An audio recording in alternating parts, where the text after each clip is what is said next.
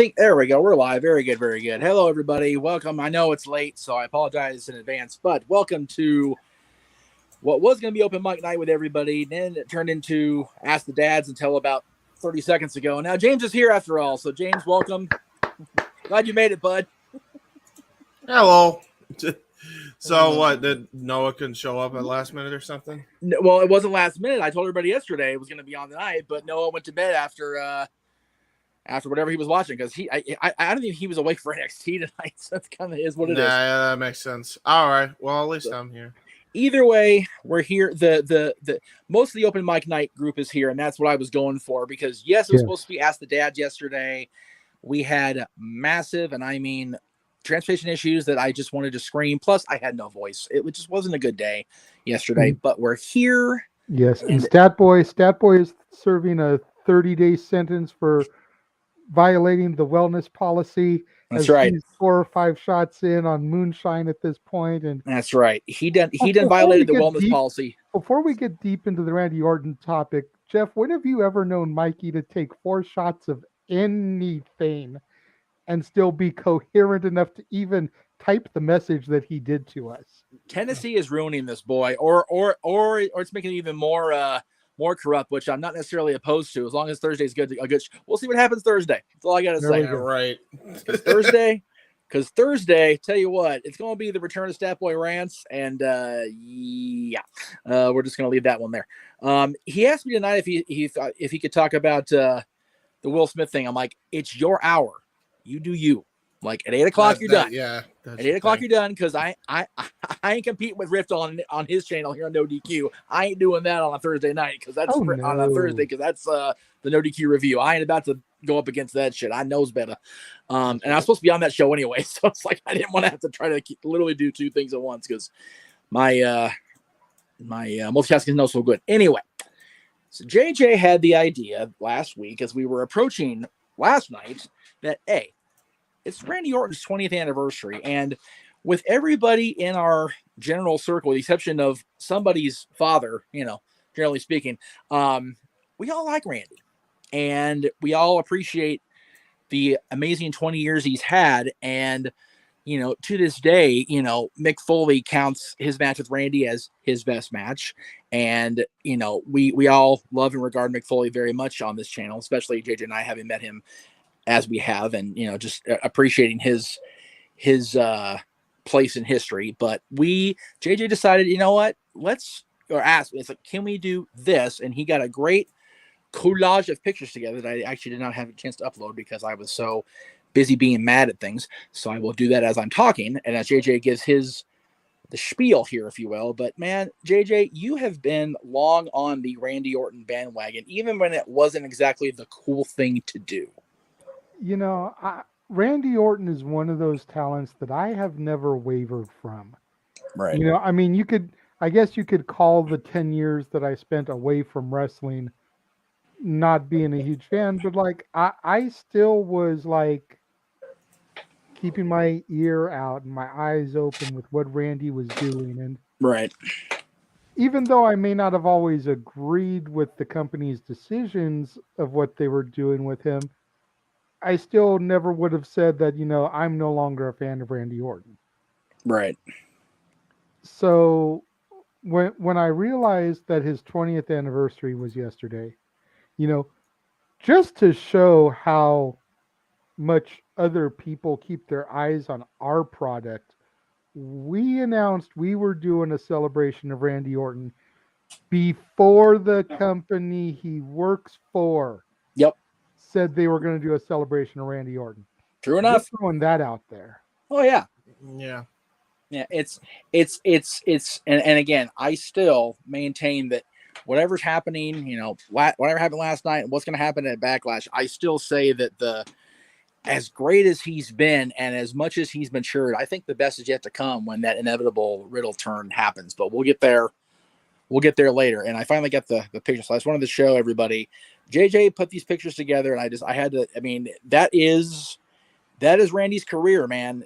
Coming in there and doing that silly O pose that, got over about as well as a fart in church for a while there. And then he turned the juice up. That's how far back I go with him, man. Like even when Randy first started doing the Ozone Randy, the baby. head tilt, his more modern pose, I still was throwing up the O at first because I was like, "That's what's up." Hey, man, Ozone Randy was like OP Randy, man. That you can't get any better than a crossbody Randy, man. Overdrive, the overdrive. It was That's so what I'm talking about. The overdrive. Oh my God, that's tremendous. It's just one of those, he came in much like John did, much like The Rock did, as this, white meat baby face. Hey, I'm second generation. Look at me, I'm cool. And people were like, yeah, you're a good looking kid. Good for you, dude. And then, then he got hurt. And I dare say, and I think we can all agree, the Randy News Network definitely saved his career. And yes, Ken, you may ask questions whenever you want throughout this. We prefer if you super chat so you can actually get my attention, because I'm running the show from my phone today. So I'm going to need to see bright colors in my super chat thing. And it's the only way I'm going to do it is by actually seeing a super chat, because I can't see. I'm blind as a bat. I need to sit down here. Try to keep the questions Randy Orton related unless you're going to super chat. Yes, please. If you're going to super chat, then you can ask Meacham, ask the dads, ask the open mic night crew, anything. Right.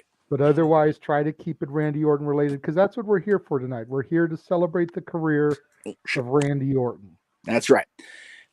So once he got, hurt, got the shoulder banged up, and it just kept getting worse for the guy. I mean, he had a couple of setbacks, storyline or otherwise, depending on which moment you asked him. But man, when he came back and got the opportunity to work with Triple H and work with Ric Flair and work originally with Batista, and then as we found out during the Ruthless Aggression series, that Jindrak was briefly put in there when Batista got hurt, and of course, Jindrak, goodness sakes, was what it was there for a while. But James, I'll ask you, since you were kind of introduced into the conversation here last minute-ish, thanks to my dumbass. What are your earliest memories of seeing Randy Orton? Some of my earliest memories are because I would, like, back when I was like a super youngin', I guess you could say, I wasn't like too into wrestling, but I was a casual fan by that point. Right. Fun fact, my first ever memory of wrestling was the freaking Shawn Michaels Bret Hart thing. So there you go. Oh, geez. Wow. There you go. And then I would start watching mainly because of SmackDown in 2002. There you go. Yep. I started watching Orton vaguely there, but he wasn't around long enough for me to really get used to him. He was on Raw doing his thing, and I didn't have fucking cable back then, so SmackDown was like my only WWE show that I could watch. And it wasn't until I think 2005 was when he started the feud with The Undertaker. Yes. And man, I mean, going back now, like watching those matches even today, like it was ahead of its time. This shit was with Orton and Taker was some of the best, I think, professional wrestling you will ever see on any planet ever. Like that's how good these matches were. I remember vividly the Hell in a Cell match on pay-per-view. I think it was like the first pay-per-view we ever ordered.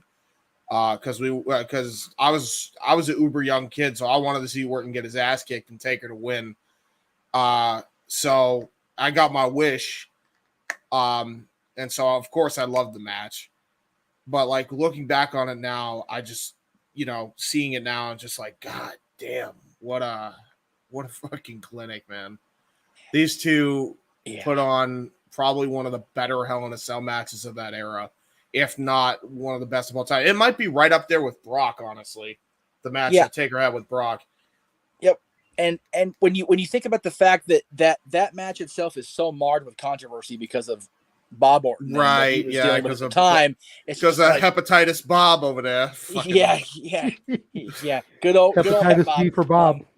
That's right. I'm gonna do cowboy shit and get people sick. Anyway, Bob is positive. Bobby. Can we fix it? Bob is positive.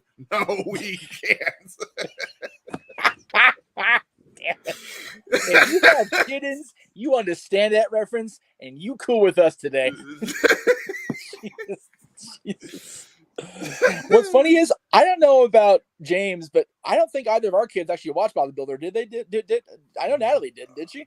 I don't think Natalie did. No. Dylan did briefly, and then Handy Manny came along. Like, well, that's it. Bob the Builder shit because we got Disney one now. Yeah, exactly. Bob the Builder, who was Handy Manny then. That's right. Bob the Builder, who was Handy Manny. Remember that gimmick for the white folks? Anyway, totally off topic, which is what I do somehow on this shit. But hey, that's why you're here.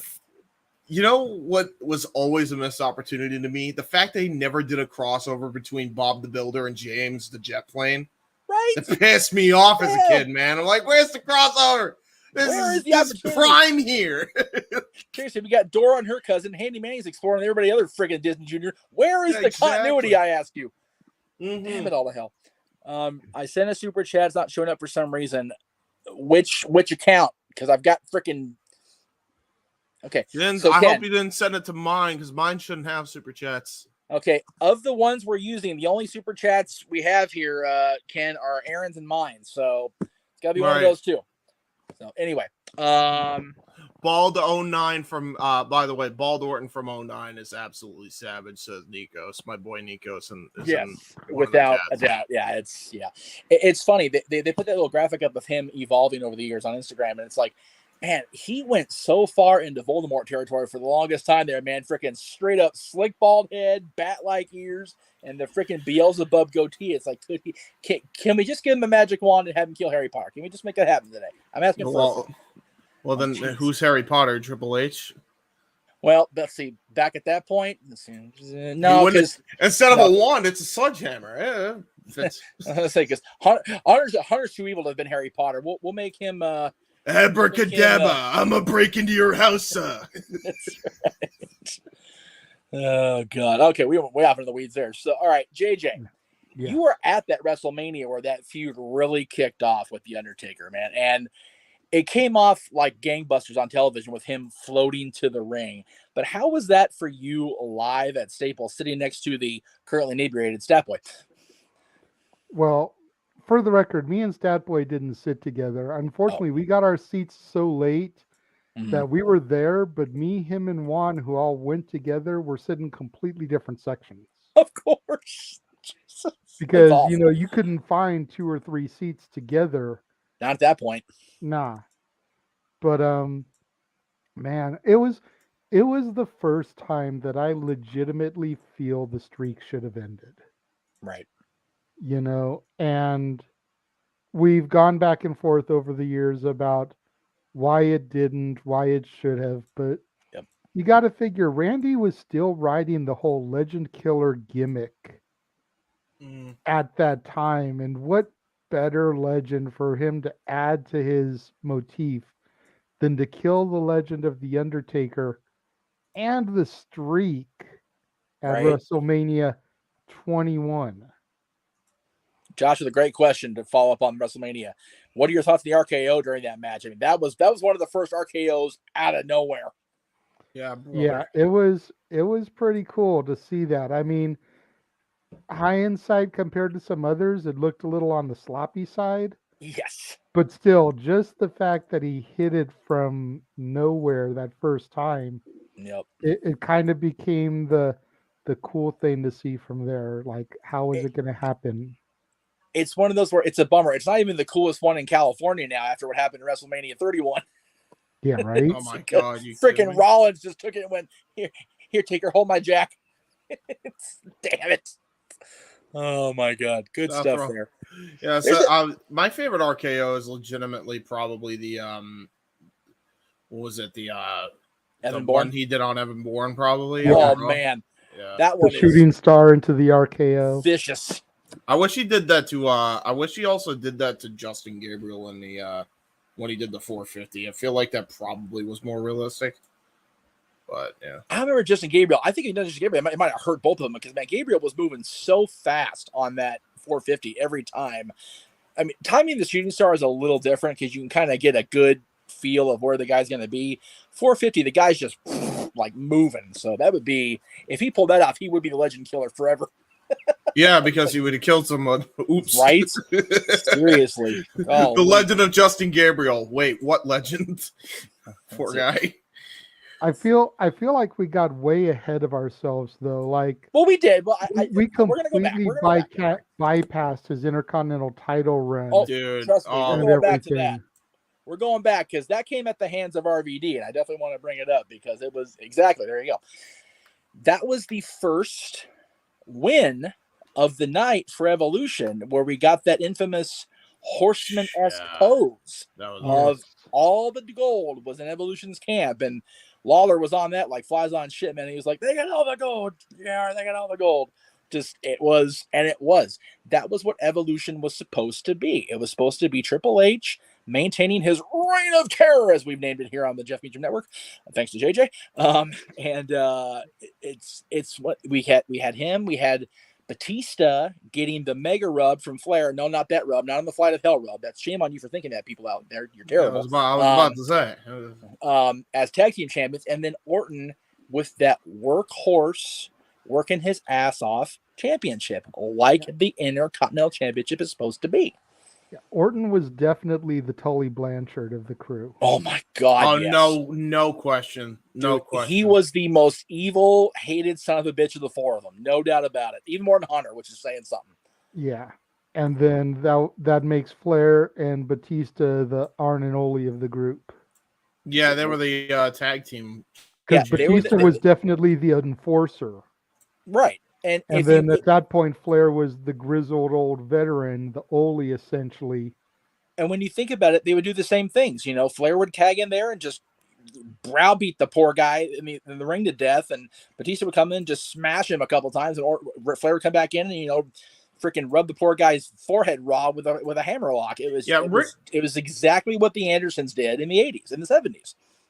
Ric Flair at that point was just like prick old man doing prick old man things. Like, that's what he was. Flair at that point had got his shit back together, got his groove back. Yeah. And he was like, all right, I'm the cock of the walk again. And he showed it, man. Honestly, I think that match against Taker at Mania, that mini feud with Hunter leading up before the Horseman Evolution was formed. Yep.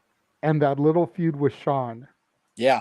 Really helped get Flair mentally, because physically, ring-wise, he still had it.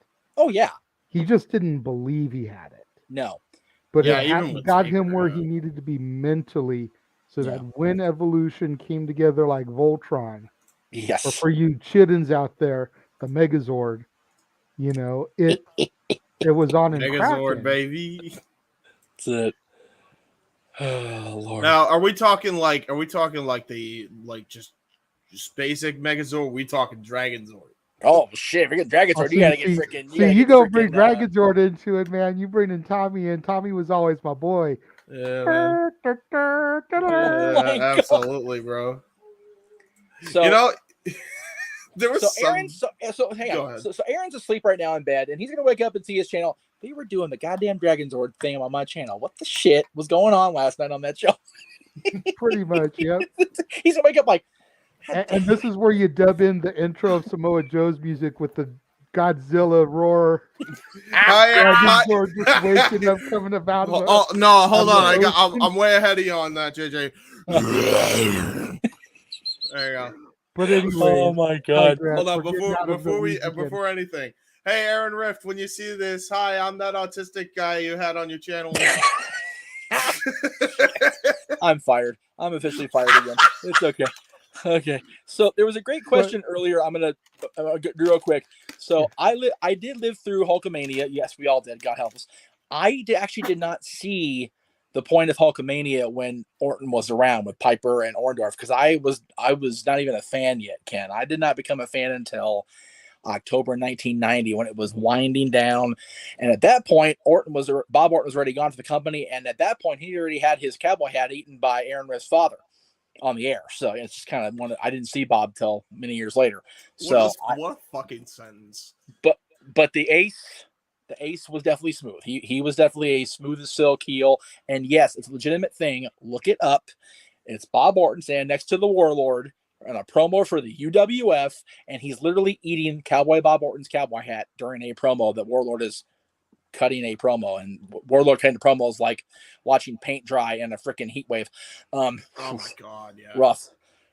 Anyway, so JJ, from the point of Evolution kind of forming, and as Triple H famously said, crushing that coal into the diamond that Orton would become, he did indeed become that diamond. And as Calvin pointed out here, where we got, where did it go? I saw it, the match that JJ talks about where Randy Orton walked to the ring in Toronto and found the belt in the middle of the ring with those awful ass peach ass tights on. Yeah. I mean, I say that all the time in jest. Like, everybody on this channel knows that I am a fan of Chris Benoit, the wrestler, the worker. Yes. What happened that weekend in June? It's a whole other situation. Right. But WWE revisionist history, dude, has you believe that Randy Orton walked out to the ring at SummerSlam 2004, found the World Heavyweight title laying in the ring, picked it up, hit the top rope, held it in the air, started crying in those god-awful peach tights. Like, that is their revisionist history. That's right. It is a great main event. It is one of my favorite SummerSlam matches of all time. Absolutely. Yeah. You had the guy who had worked his ass off for 18 years to become a WWE heavyweight champion, went through Hunter more than once in that run, defeated Kane in that run, defeated Edge in that run, and then just came up against this hotshot punk kid, man, and just Orton had the match of his life at that point. You remember, this is the main event. This is SummerSlam in Toronto in the Air Canada Center, which is not a small venue by any means. Yeah. That was so Orton good. Beat Benoit in his home country. Clean. Yeah. Without a screw job. Nope. Yeah, As man. the That was heel. crazy. Yeah. A heel defeated the Canadian in Canada without some sort of shenanigans, which you would have thought it would be prime for shenanigans, considering who he was associated with at the time. Yes. Hashtag shenanigans, buy the shirt. That's right. I'll get back to that momentarily. There you go. And it was just such a great moment. And then they had the rematch on Raw, and everybody was thumbs up. Everything was just not gonna work out that way. Yeah, well, before you even get to that, though, there is an underrated match that I feel like let's not pull an Undertaker and forget him, because then Noel will get mad. His match with Mick Foley. Oh, this is very, very true. And I only kind of glazed over it because he and I have gone over it quite often here, and we're actually going to talk about it. Wait, I have a plug and everything to go with the comments. This Friday, right here. The Dads Not Always on Wrestling, as we talk about our top 10 backlash matches of all time. And yes, you're welcome for the segue. Yeah, James, between James with the segues and JJ with the storytelling, I have this team. I feel like I've assembled the Avengers. I swear to God. It's good shit. Okay, so James is our permanent music theme guy. Instead of the Avengers, just for the 8-bit stuff. It's good stuff. Instead of the Avengers, it's the Autistics. You know what? Right now, since there's only 3 of us and Noah's in bed, believe in the Shield. There you go. Roman Reigns. Jeff Meacham Network. Acknowledge me. That's right. That's right. We acknowledge both of you. This is right. Yes. And I say the royal we. Anyway. Yeah. So, yes. But yes, the match with Foley. That match with Foley, that whole feud with Foley, going back to throwing him down the stairs in the garden. Yeah. Oh, yeah. Yeah. You know, all the way through the Rumble. Yeah. Fun Mania and the return of The Rock. And then we wouldn't see The Rock until February 14th, 2011. Yeah. Not counting the Hall of Fame speech that he's still inducting his father and grandfather at. Right. Just ask Jeff. He was there for that. I'm still there now. I'm asleep in the cheap seats. Rock talked longer than Flair could, and Flair was the main eventer. Nate on yet? Woo! Okay, cool. All right, we're good. Bro, it was the fun fact about that feud, though. First time Randy Orton never used the punt kick was when Foley was on those stairs. Well, the only bad part was Bobby Heenan was a commentary, because if Bobby was commentating, it would have been Foley, go down the stairs to get away, the chicken. Anyway, so Jesus. And then to the Backlash match with, like Jeff said, we will be going into depth about. Spoiler alert, it's on both of our lists. Yeah, no shit. Where it is, you'll have to tune in on Friday to find out. But it does pop up on both of our lists. Stay tuned to Friday. Please tell me you put the Ultimate Submission match in there. That has to be in there somewhere. Maybe one of us did. Maybe. But wait and see. Why do we do the freaking $1 million? I'm not sure. I didn't. I went like this. Yeah, you did. You did. I didn't do this. I did this. You two jack-offs did this. I didn't do Somebody that. did. Somebody did something. I did the Dr. Evil up here. Yeah, I was about to say. That's just okay. Wrong person. Is the screen that blotchy where we can't see who's who? Jesus Christ! I need to wake up. I mean, you two do look alike. In fairness, no, well, we don't. I actually have long hair. Dude, when you guys have hats, anything looks alike right now. Okay, so since the hair thing came up, since we're off in the weeds, I have to make this comment. I was watching an old episode the other night. Ruh-roh. Natalie came in. Oh, geez. And made a comment about how much hair you actually had in that episode, more so than you do now. And I was like, yeah, but he still has more hair on his face than he does on his head. And both her and her mom were like, that's a true story right there. Yeah. Over the weekend I put the promo up about the Undertaker hating everybody, but awesome at the top, and I substituted the word the Ducks for. It's like, I hate everybody. Period. Now I just do. Anyway, because that was still during the playoffs, so you were getting the playoff beard. Oh going. Yeah. I know. Trust me. Trust and believe, y'all. I know exactly how much hair I used to have, and the reason I know is because Disney can show us. Where the hell's that picture at? Right. Yeah, right. But anyway, carry on. Yes. The Intercontinental title run, that was basically the entirety of the Legend Killer gimmick. Yep. Yeah. For a good chunk of it, the Legend Killer carried over a little bit past his loss of the IC title. But I used to have that Legend Killer Tour t-shirt. Oh, there you go. With all the people on the back and the dates of when he killed those legends. That was a cool shirt. And it was one of my favorite shirts that I owned. Yeah, absolutely. Being an Orton fanatic, I had like 5 or 6 shirts. I probably had about as many Orton shirts at one point as Jeff does Hogan shirts. Highly inaccurate, but okay. Okay, yeah, NWO shirts. Probably also inaccurate, honestly. I'm not gonna lie. Jeff, I feel like has the entire collection of Hogan merchandise. No. Not quite. I'm getting there though. When he posted that image of his NWO shirts, he had like 6 of them or 7. I feel like at one point I probably had a good 5 or 6 Orton shirts myself. Very true. Fair.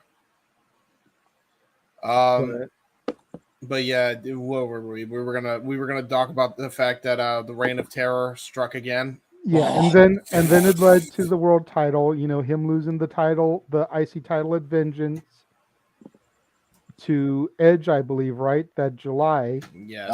Yes, sir. And then going to Toronto and taking the strap off of Benoit, only to hold it for 1 month. Oh, terrible. Yeah. That's one of the biggest faux pas in Randy's career. And I get back then Randy was an immature prick and kind of needed to pay for his sins, so to speak. But at the same time, it's like you couldn't have at least let him hold it till Survivor Series. At the very least, yeah. Big Four, like, come on. That's the problem with them, is that they don't know how to.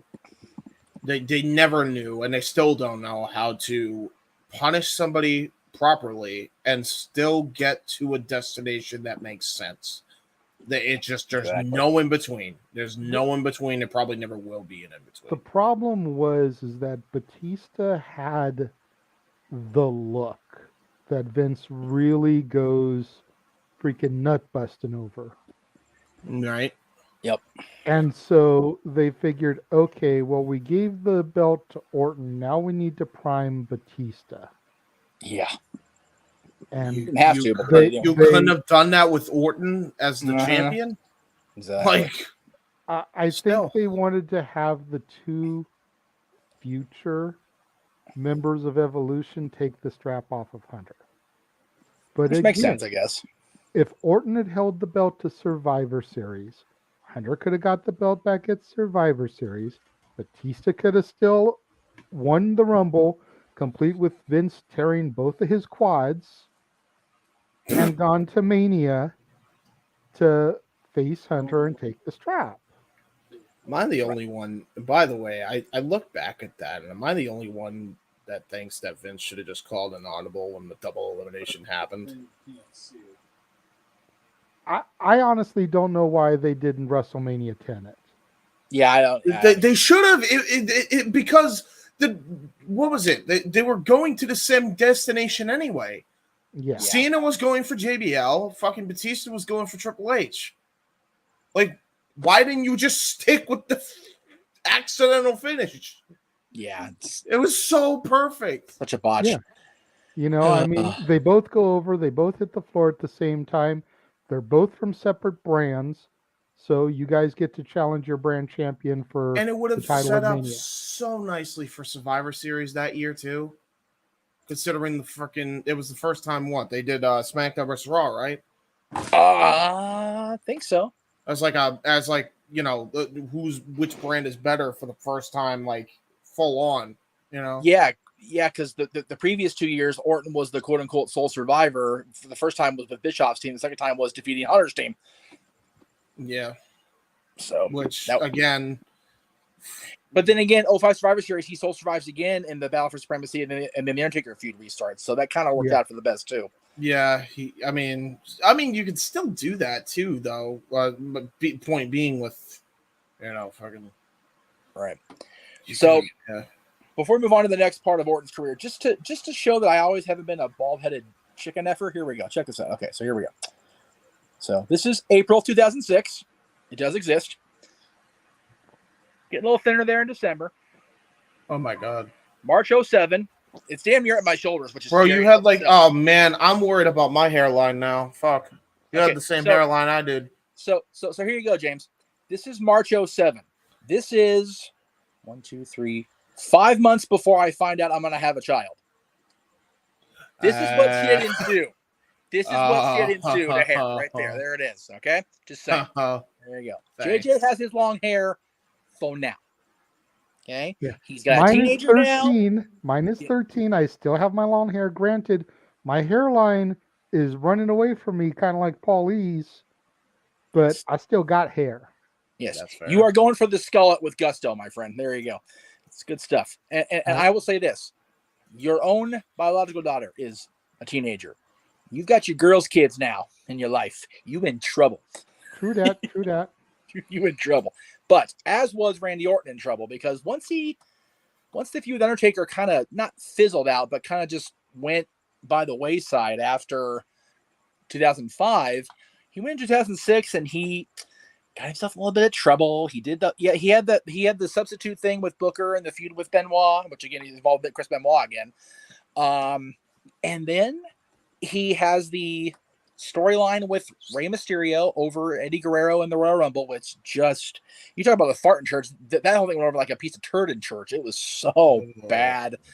And again, I don't get the intensity of it as far as saying, Eddie's in hell and just the sheer audacity Never of that. Understood it. Never will. But I do, to a degree, understand that if I lose my shot, there we go. Don't mind me. I'm literally doing this piecemeal here, kids. I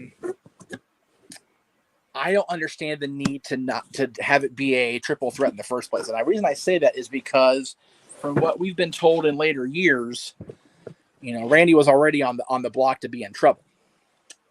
Yes. Why even again, we talk about, the thing with the guy from MSK. It's like, if there's a chance there's going to be shit going down, why put yourself in a situation where you're going to have to cover up something? Because Orton lost the main event at WrestleMania. He lost the fall. Angle had the rematch with Mysterio later. And then Orton literally got ankle broken off of television to write him off for the suspension. So, and he'll ordinarily admit to now in documentaries and on the Ruthless Aggression documentary, he talked about this as well as his own, what was it called? Evolution or Predator? Is that what that DVD was called? Yeah. Thank you. Yeah. Talked about, young and stupid, just doing stupid things. Hanging out with Jim Drack was not the best idea. Let's not, kid ourselves there, according to what they all have said. So he had to sit on timeout. And I feel like they missed an opportunity by not bringing back the Randy News Network to keep us up to date on the ankle injury. Well, I think the Randy News Network is what really solidified him and got him over as a heel. Yes, because people were cheering him before that, but when he kept getting on the TV every week, giving that little bit of an update, my arm is at 13% mobility. People got so over it quickly, right, that it turned him heel in the process. That is true. I think, honestly, the reason they didn't do RNN at the time is because he was on legit suspension. They didn't want to reward him with, oh, hey, we'll continue to put you over. Yeah, I mean, I think the main reason is, which is funny because they should have done that when he was with Evolution and Triple H instead of Turnham. Right. But they wanted to keep with the storyline continuity because Orton was last eliminated by Mysterio. Right. Which might have been the only damn reason at that point why. Which that part's fine, but invoking the Eddie thing, I think, was just they should have just gotten rid of that entirely. Omitted. He's a son of a bitch heel. He's totally blanchered. I get it, but it's just like too much. Yeah, it's way too much. Once he came back, again, he just kind of was just like existing, I think, in 06. And then he got frustrated with work, as did Edge. And man, Rated RKO, I feel, was a breath of fresh air in the team, man. In the fallout of Orton having a pretty much a year 06 and Edge losing to John Cena in Toronto and being out of the picture for a while. I figure he wasn't world champion again until the following May. So they had a wonderful chemistry that lasted through until Edge even came back, and they had that great little run they had there briefly when Edge first came back, which I thought was underrated. But man, and you figure Rated RKO had a feud with DX that was so intense and so just full of passion that Eric Bischoff ended up being a referee for it, and it was so intense that Triple H tore his quad during the blow-off match. Yeah, man. Damn, these guys are going at it. Yeah, no, they were fucking going crazy. I loved their matches, man. It's really a shame that we never could get a proper blow off because I'm pretty sure they were gonna probably do something at the Rumble before Triple H ended up tearing his quad. But yeah, then again, if that didn't happen, I don't know if we would have gotten the Undertaker Shawn Michaels finish at Rumble 07, which is probably the reason why the Mania match happened. So, yeah. And again, it's he and I talk about all the time on our different top 10s. Like, you pull one thread, the butterfly effect is a mucker fudder, man. It's just one of those. Hunter gets hurt, Sean's in the slot. You get a run with Sean for Cena that really showed people he's more than just 5 moves to do him. He's in there hanging with the GOAT of this generation and staying with him every step of the way. So it's one of those things. That feud with Cena and Michaels reminded people that Cena could wrestle. Yeah. I mean, you want to talk about bringing it back to Orton, though. That Backlash 4-way is fucking outstanding. Outstanding. Yes. Fatal 4-way between those four. Orton, Edge, Cena, and Michaels, all with a fucking chip on their shoulder. All easier on no DQ with the F-bombs, James. Easy. Sorry. Yeah, my apologies. I'm sorry. I wish I knew. Sorry. I actually probably should have asked. But it's okay. Outstanding, man. Everybody with a point to prove. Everybody with a chip on the shoulder. It'll be brought up on Friday. It's probably on there. Oh yeah. It was so good. So it's funny. You mentioned that match. We talked about the Foley match. Is it easy, or at least is it in the discussion? As far as the earlier ones and the ones where he was around, Randy Orton could easily be Mr. Backlash. I mean, he's had a hell of a run at Backlash pay-per-views. I would argue that he's either Mr. Backlash or Mr. Survivor Series.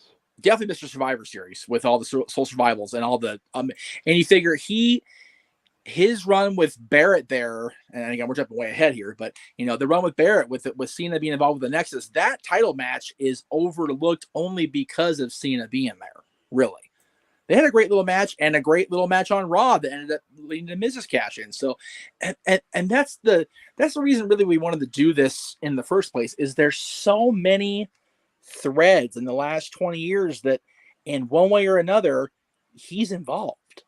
And people talk about, Shawn Michaels was the greatest of his generation, Flair before him, you talk about the biggest money draws, Hogan, Austin, The Rock, Hunter being the consistency, Kane, Undertaker being the consciences and just always being there and, at every step of the way.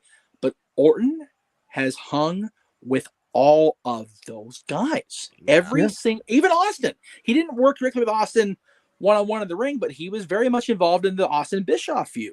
So Orton's been involved in one way or another with some of the top names, all of the greats that were the greats when we were growing up watching this industry. Hogan, Austin, Rock, Hunter, Flair, Michaels, all those guys Orton's danced with, and I dare say danced well, if not very well. And he's still dancing with the top names now. Consider that.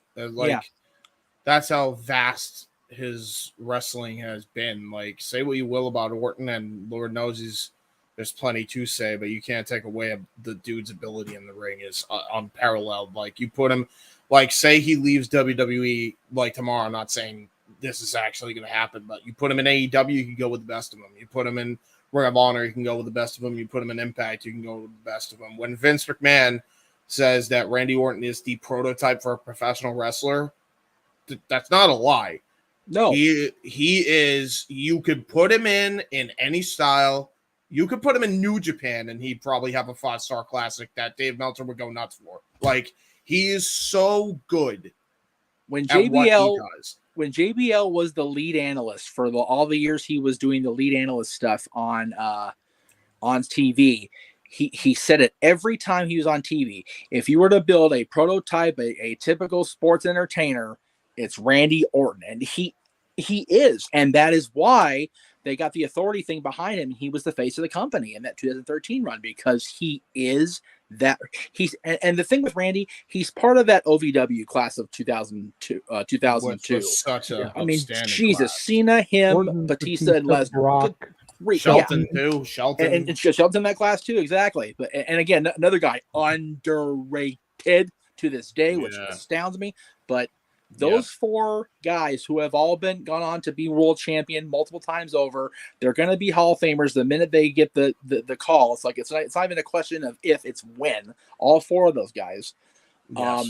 And I can sit here right now of those four guys that came out of that class that were world champions multiple times over. Orton is the Shawn Michaels of that group, and I say that because Flair was the great in-ring technical worker of his generation, the 80s, and I dare say early 90s, when they said he couldn't go. He told Jim Pern, "Stick it up your ass," and kept going. Shawn Michaels, greatest of his generation, despite being inebriated beyond repair, came back clean as a whistle and did better than the first run. Shawn Michaels was the greatest. Orton has been there, other than timeouts for behavior and the occasional short-term injury. 20 years of consistency. He's just, and again, we joked at the beginning about, JJ's dad and the whole, Marine thing and him not being high on Orton. And I don't blame Jerry one bit for that. Let me be clear, but it's almost like Orton has done so much for his own self to prove that he feels worthy and deserving of the praise we're heaping on him right now. And I honestly think that he's definitely done that. Can I only say not The Rock because he hasn't gone into Hollywood? If he becomes a Hollywood megastar, then he's definitely The Rock of this era. For sure. Yeah, for sure. Anyway, JJ, I've kind of kept talking every time. I saw you kept doing this about 20 times, so I'm sorry. I was just going to make another comparison. We're getting a little ahead of ourselves talking about, his legacy here and comparing him to people from the past. But rather than losing my train of thought and forgetting it later on, I would put him on the level at this point in his career as Terry Funk when Terry Funk came into ECW. Yeah. Yeah. Yep. Orton is making guys right now, working with the Usos, Riddle. working with Riddle, Yep. working with those younger guys so that when he hangs his boots up, there's a future of wrestling to lead the way. Yes. He has worked so well with Riddle that I'm over the Riddle hate. I'm over it. Like I'm sold on Riddle. I really am. It's like I didn't want to be. I fought it, and I fought it for this entire year. It's like, damn it.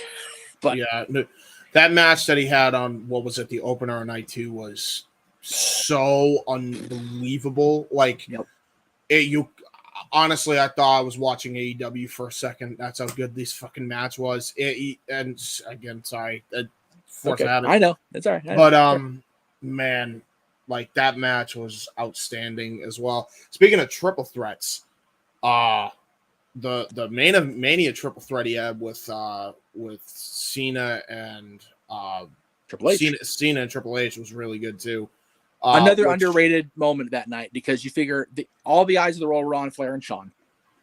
And if they weren't watching Flair and Shawn, they were watching the boxer versus wrestler, thing with, and trust me, I was there all weekend. And that's a really damn good Mania. That was a really damn good Mania. Again, JJ and I have talked about over the years that 20 was the last great one, and I don't disagree with that, although this year's really surprised me. I'm not going to lie. Yeah. But 24 has enough great that it's in my discussion, at least. Dude. As far as you had a good Money in the Bank match. The opener with JBL and Finlay kind of was what it was. Same with Batista Umaga. That was just like, here, you guys need something to do. Here you go. But other than that, and the Playboy Lumberjill lights the thing with lights went out, that was kind of hokey, but Snoop Dogg was there. Snoop Dogg makes everything funnier anyway, so it doesn't matter. It's funny you mentioned those matches, actually, because the only dud out of those 3, genuinely to me, is the Lumberjill thing. Because the opener actually kicked all kinds of ass. I really like that opener. I will say it surprised me because, I mean, you remember Dad and I get there early for everything, but we were still sitting because we're at the top of the stadium, so we're climbing for a moment. Fair enough. It's way better on TV, probably. Yeah, and it's one of those. It's just kind of it. Honestly, it really didn't hit home for me. But oh god, okay. Hang on a second, guys. Yeah. Anyway, so sorry. Again, that match didn't help for me, but again, I thought the whole story on Hornswoggle was dumb in the first place. But anyway, back to where I agree with that. You're right. That WWE Championship match gets so underappreciated because of all everything that was going on that night. That was a solid match between arguably the 3 best in the company at that time as far as the world champions, because you had Edge Undertaker, which was a solid main event. Don't get me wrong, I love that main event, but it was just it kind of, like I said, it got overlooked because you had Mayweather and Big Show, you had the world title match, you had the career match, you had so much going on that night. That was one of the manias where you go, this probably better served if it was more spread out and had more content kind of like laid out better, but because it very much felt like a Disney thing. It was just like all crammed in there and just bing, bing, bing, bing, bing. So true. But that was good. But JJ make a good point. We need to go back to the previous year because as Rated RKO kind of blew up, Edge regained championship glory with Money in the Bank thanks to Mr. Kennedy and his suspension shenanigans.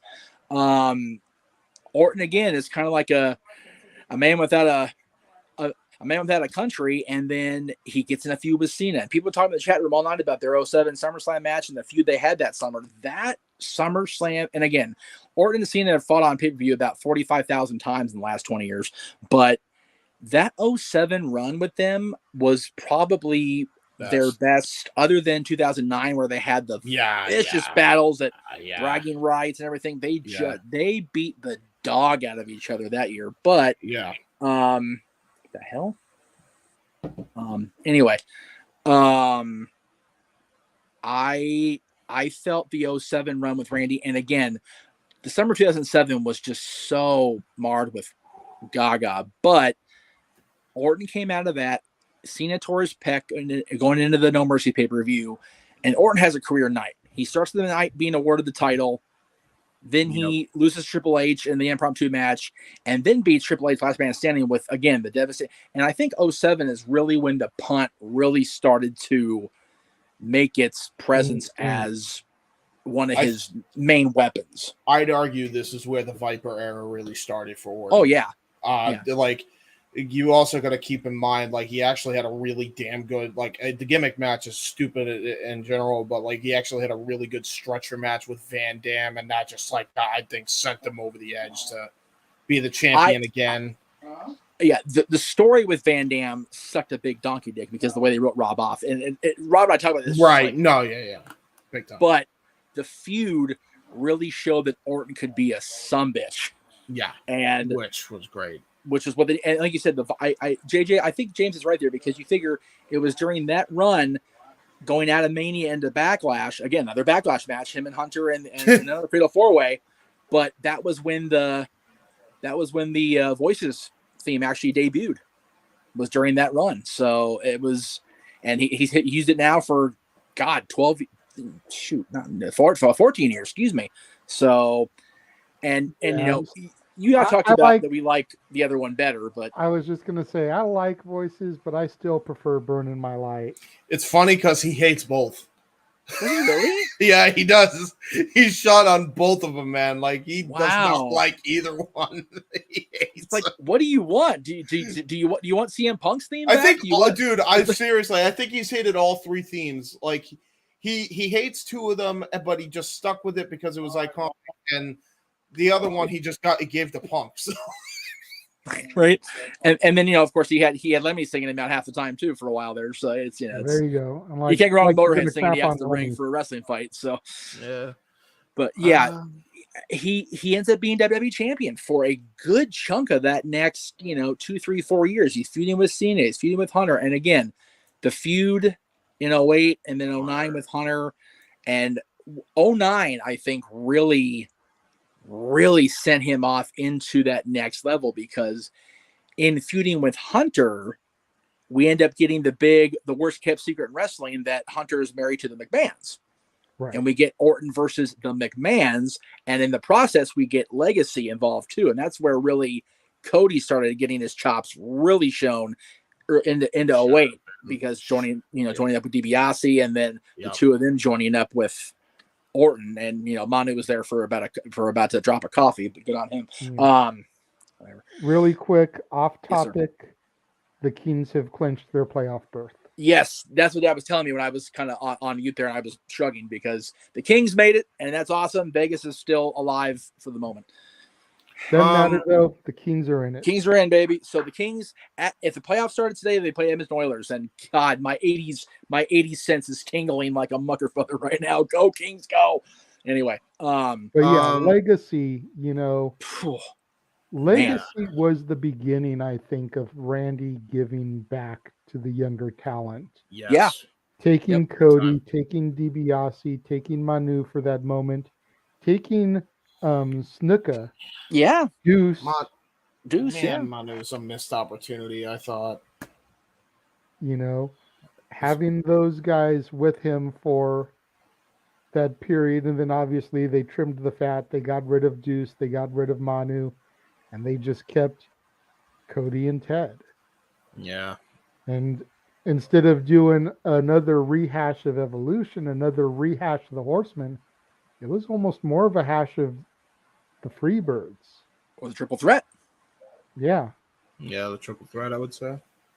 Yeah, it's funny. Somebody mentioned earlier about, you know, with Orton doing the dastardly heel thing with Eddie. It's like, wouldn't that be the same thing as Shane Douglas? I'm like, no, Shane Douglas was a dastardly heel within the context of wrestling storylines. And yes, he did whip around Gary, you know, Pitbull One's halo there in the middle of the ring, but Eddie was legitimately dead. It's a little bit worse. Yeah, it really is. Yeah. His matches with Batista also were really good in 09. Yeah, well. it's one of those legacy and then being together really got a good thread going because you had him as the champion, as the guy that would do whatever it took to retain the title, and you had his freaking paid assassins, taking out the lower level guys in the process. But then, there's no lower level when it comes to feuding with Vince McMahon or Shane. And when you RKO Stephanie in the middle of the ring, you're gonna get got by the McMahons. There's no doubt about it. But yeah, you figure between the week before the Royal Rumble and WrestleMania, he punted all 3 McMahon men, if you count Triple H, and he RKO'd and forced a kiss on Stephanie. You cannot tell me, as a wrestling fan, as a WWE fan, all these years we've all been, that nobody got to the McMahons, and I mean the entire family, more than Orton did, yeah, like Orton did. Not, which is why it should have been a no holds barred match at the Mania main event. While Hunter was handcuffed. Yeah, the Hunter's right there. Oh my God, having to. I mean, and again, you can argue with me all day about this, people, and I dare say I could definitely do it. I honestly think that as much as Austin and Vince got up each other's ass, nobody felled the McMahons as quickly and as violently as Randy Orton did. And by the way, dude, I still remember that segment to this day because Triple H's act. I don't even know if it was acting. He might have just been channeling real emotion if his wife legitimately was in that situation. But when he was crying, handcuffed, and he's seeing his wife completely out because of an RKO, and he was gonna concerto Stephanie, and he's just begging Orton not to, and then he kisses her, and you just see unbridled rage. And then they follow that up with even though it was very cheesy because we know the backstory and that wasn't his life, like the house invasion. That was good. All-time classic, man. I wish they just went with a damn no holds barred match because, man, people will remember the feud a lot better than they do. I think that was on the level of Austin and Pillman right there. Yes. Which again, people point so controversial. Yeah, but everybody was talking about it at the water cooler at school the next day. Yeah, I genuinely. The funny thing is, you mentioned that. I think Orton and Triple H did it better than Pillman and Austin. Realistically. One got more eyeballs. Well, it's just Pillman and Austin. There were so many eyeballs on the product at that point. You have to remember, 96. That was in the peak Attitude Era, so it definitely came off as more reality-based television. This is the beginning of the PG era, so it's one of those. And you mentioned, James, the match itself being handcuffed. It's like, should that match have been no holds barred? Definitely. Yes. Did it come off badly because of it? Yes, without question. But we ended up getting a very bizarre tag. Bizarre, and again, Josh is going to mention this again. I'm going to mention Shane McMahon. They're going to have a Greg Cherry disturbance feeling in the force here because he's not be able to be here tonight. And Josh isn't going to be able to mention it again because Josh is going to bed. Good night, Josh. Yeah, Josh, I appreciate you going to bed. Sorry about that, man. It's just, Shane McMahon being involved in this. Again, this is really when Shane's had some credible moments, matches, fights, whatever. But I never felt any more raw emotion from the entire McMahon family than I did when they were battling Orton and Legacy.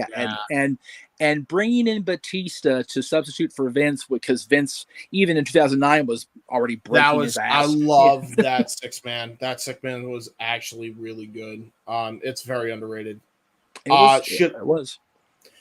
I argued that you still should have had Triple H in a no holds barred match win still in Mania 25 and then still do this.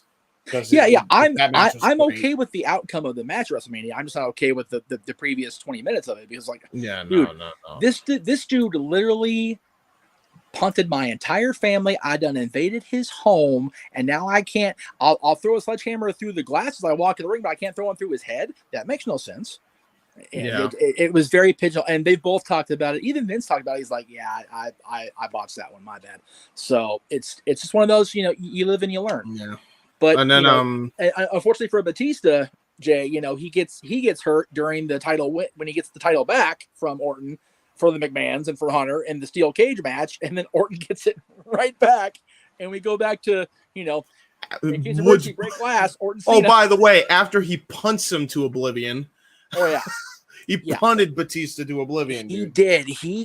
When Batista forfeited the title with that sling on, the guy had one arm to begin with, and Orton kicked his head into the cheap seat. It was like, God damn, Randy's already down. Shit.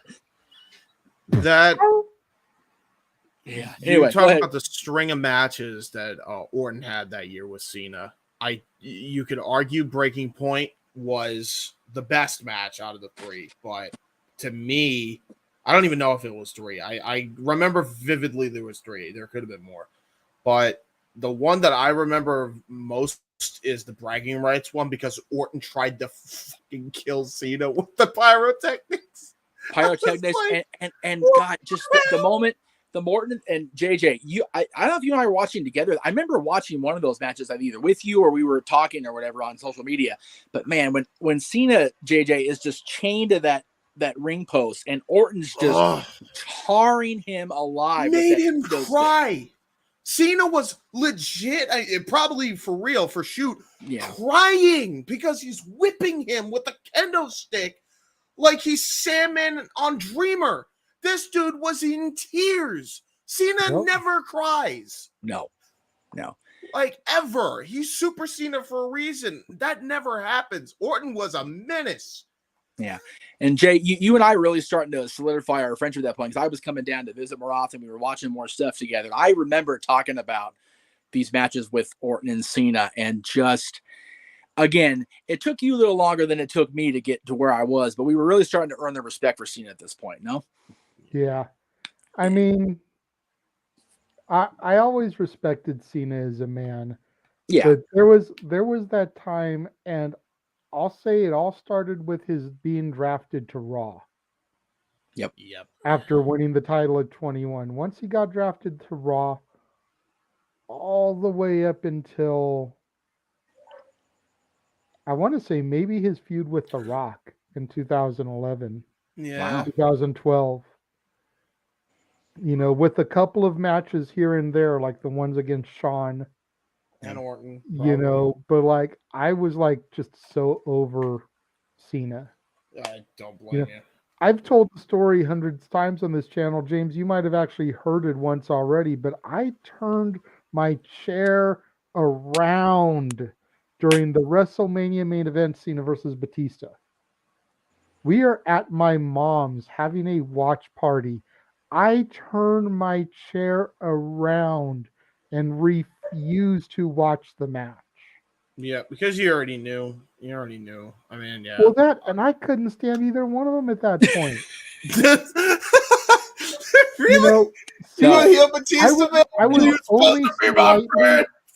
I was only slightly more favorable to Cena in that match. Yeah. I became completely anti-Batista after reading his book. Oh yeah. After reading how his wife would be backstage for a show and he was fucking, excuse my language, Melina in the parking lot. Really? In a car. Oh yeah. While his wife is backstage at the show. I'm like, fooled around with a Melina, but he actually, like, while she was there. Yeah, and John Morrison is inside too. He's with Melina, and Batista's wife is there visiting the show, and Batista's in a parked car somewhere playing hide the zucchini with Melina. You know what would have been the biggest plot twist if all four of them just decided to say, "Hey, we're cool," and just have like a weird forward thing going. That's an image I did not need, James.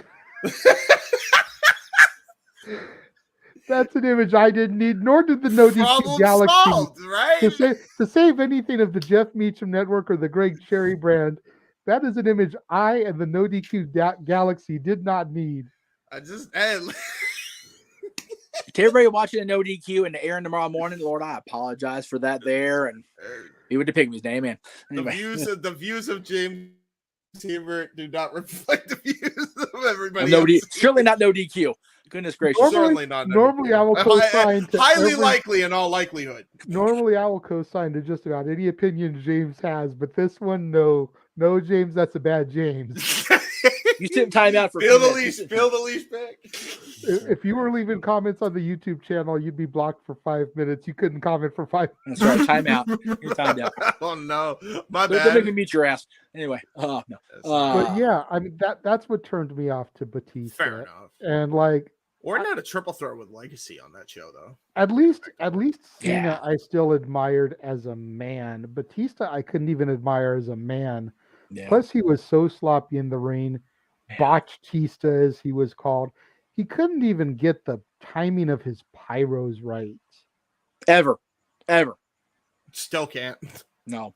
The best one ever was freaking Mania 21, where he hit a pyro and he did it anyway. It's like, Dave, you look from silly. When he won the title the first time until he relinquished the title the first time, he was pretty much on point with his pyros. From when he came back after handing in that title to this very day, he cannot get that stuff synced up right. That injury screwed up his equilibrium, I guess. Something. It's like, how bad did he tear that tricep? Did he tear it off his brain? What the hell happened there? Anyway. I feel like we need to acknowledge Randy's feud with Christian. Yes, yeah. Man. I was just about to get there because there was a stretch where Orton had dull kind of matches in 2010, and then 2011 hit, and his feud with Christian just. Yep. And Christian's role in that feud really hurt me as a Christian fan. Yeah, same. Because, I mean, at the end of the day, he was getting handed the belt because Edge had to retire. Yep.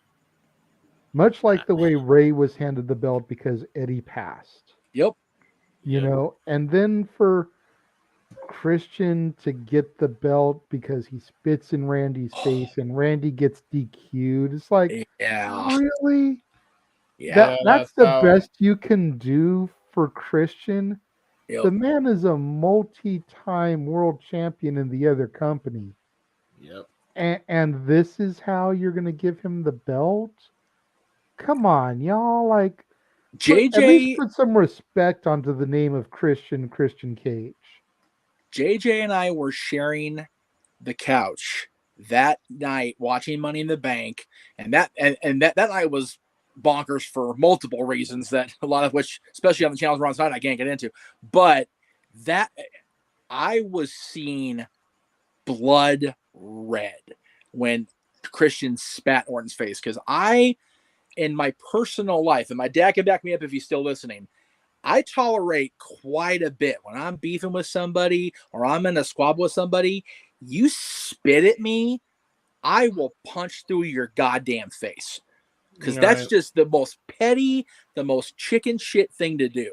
And I get it. He was doing a chicken shit thing in the role of a heel. But like JJ said, put some stank on that man. Put some respect on him and not have him win on a bullshit DQ TNA style finish. It was so ill-conceived. Like, who booked the match? Vince Russo? Right. Again. Yeah. God, poor Vince Russo. He's the one of the three people I talked about this week. I really don't like picking on all that much. That said, but like being spit on and a kick in the nuts are the two most chicken shit things that you can do in the middle of a fight with somebody. Yeah. If you're a legit fight, if you're biting, spitting, or nut shotting, you're just a big giant. It's terrible. But that said, it did lead to probably, I'd say, the best match on SummerSlam that year. Because that match ruled. Like, they killed each other in that match. And again, you have to remember SummerSlam 2010. Don't remember a lot of that match on that show. 2011, I was there with Dylan and his mom, so I actually got to enjoy that as a family, which was a different dynamic for me. I actually enjoyed SummerSlam 2011 for the most part. There were good matches. That match was great, and I feel The unification match, or the undisputed, whatever you want to call it, match was good. The after match and the cash in just terrible.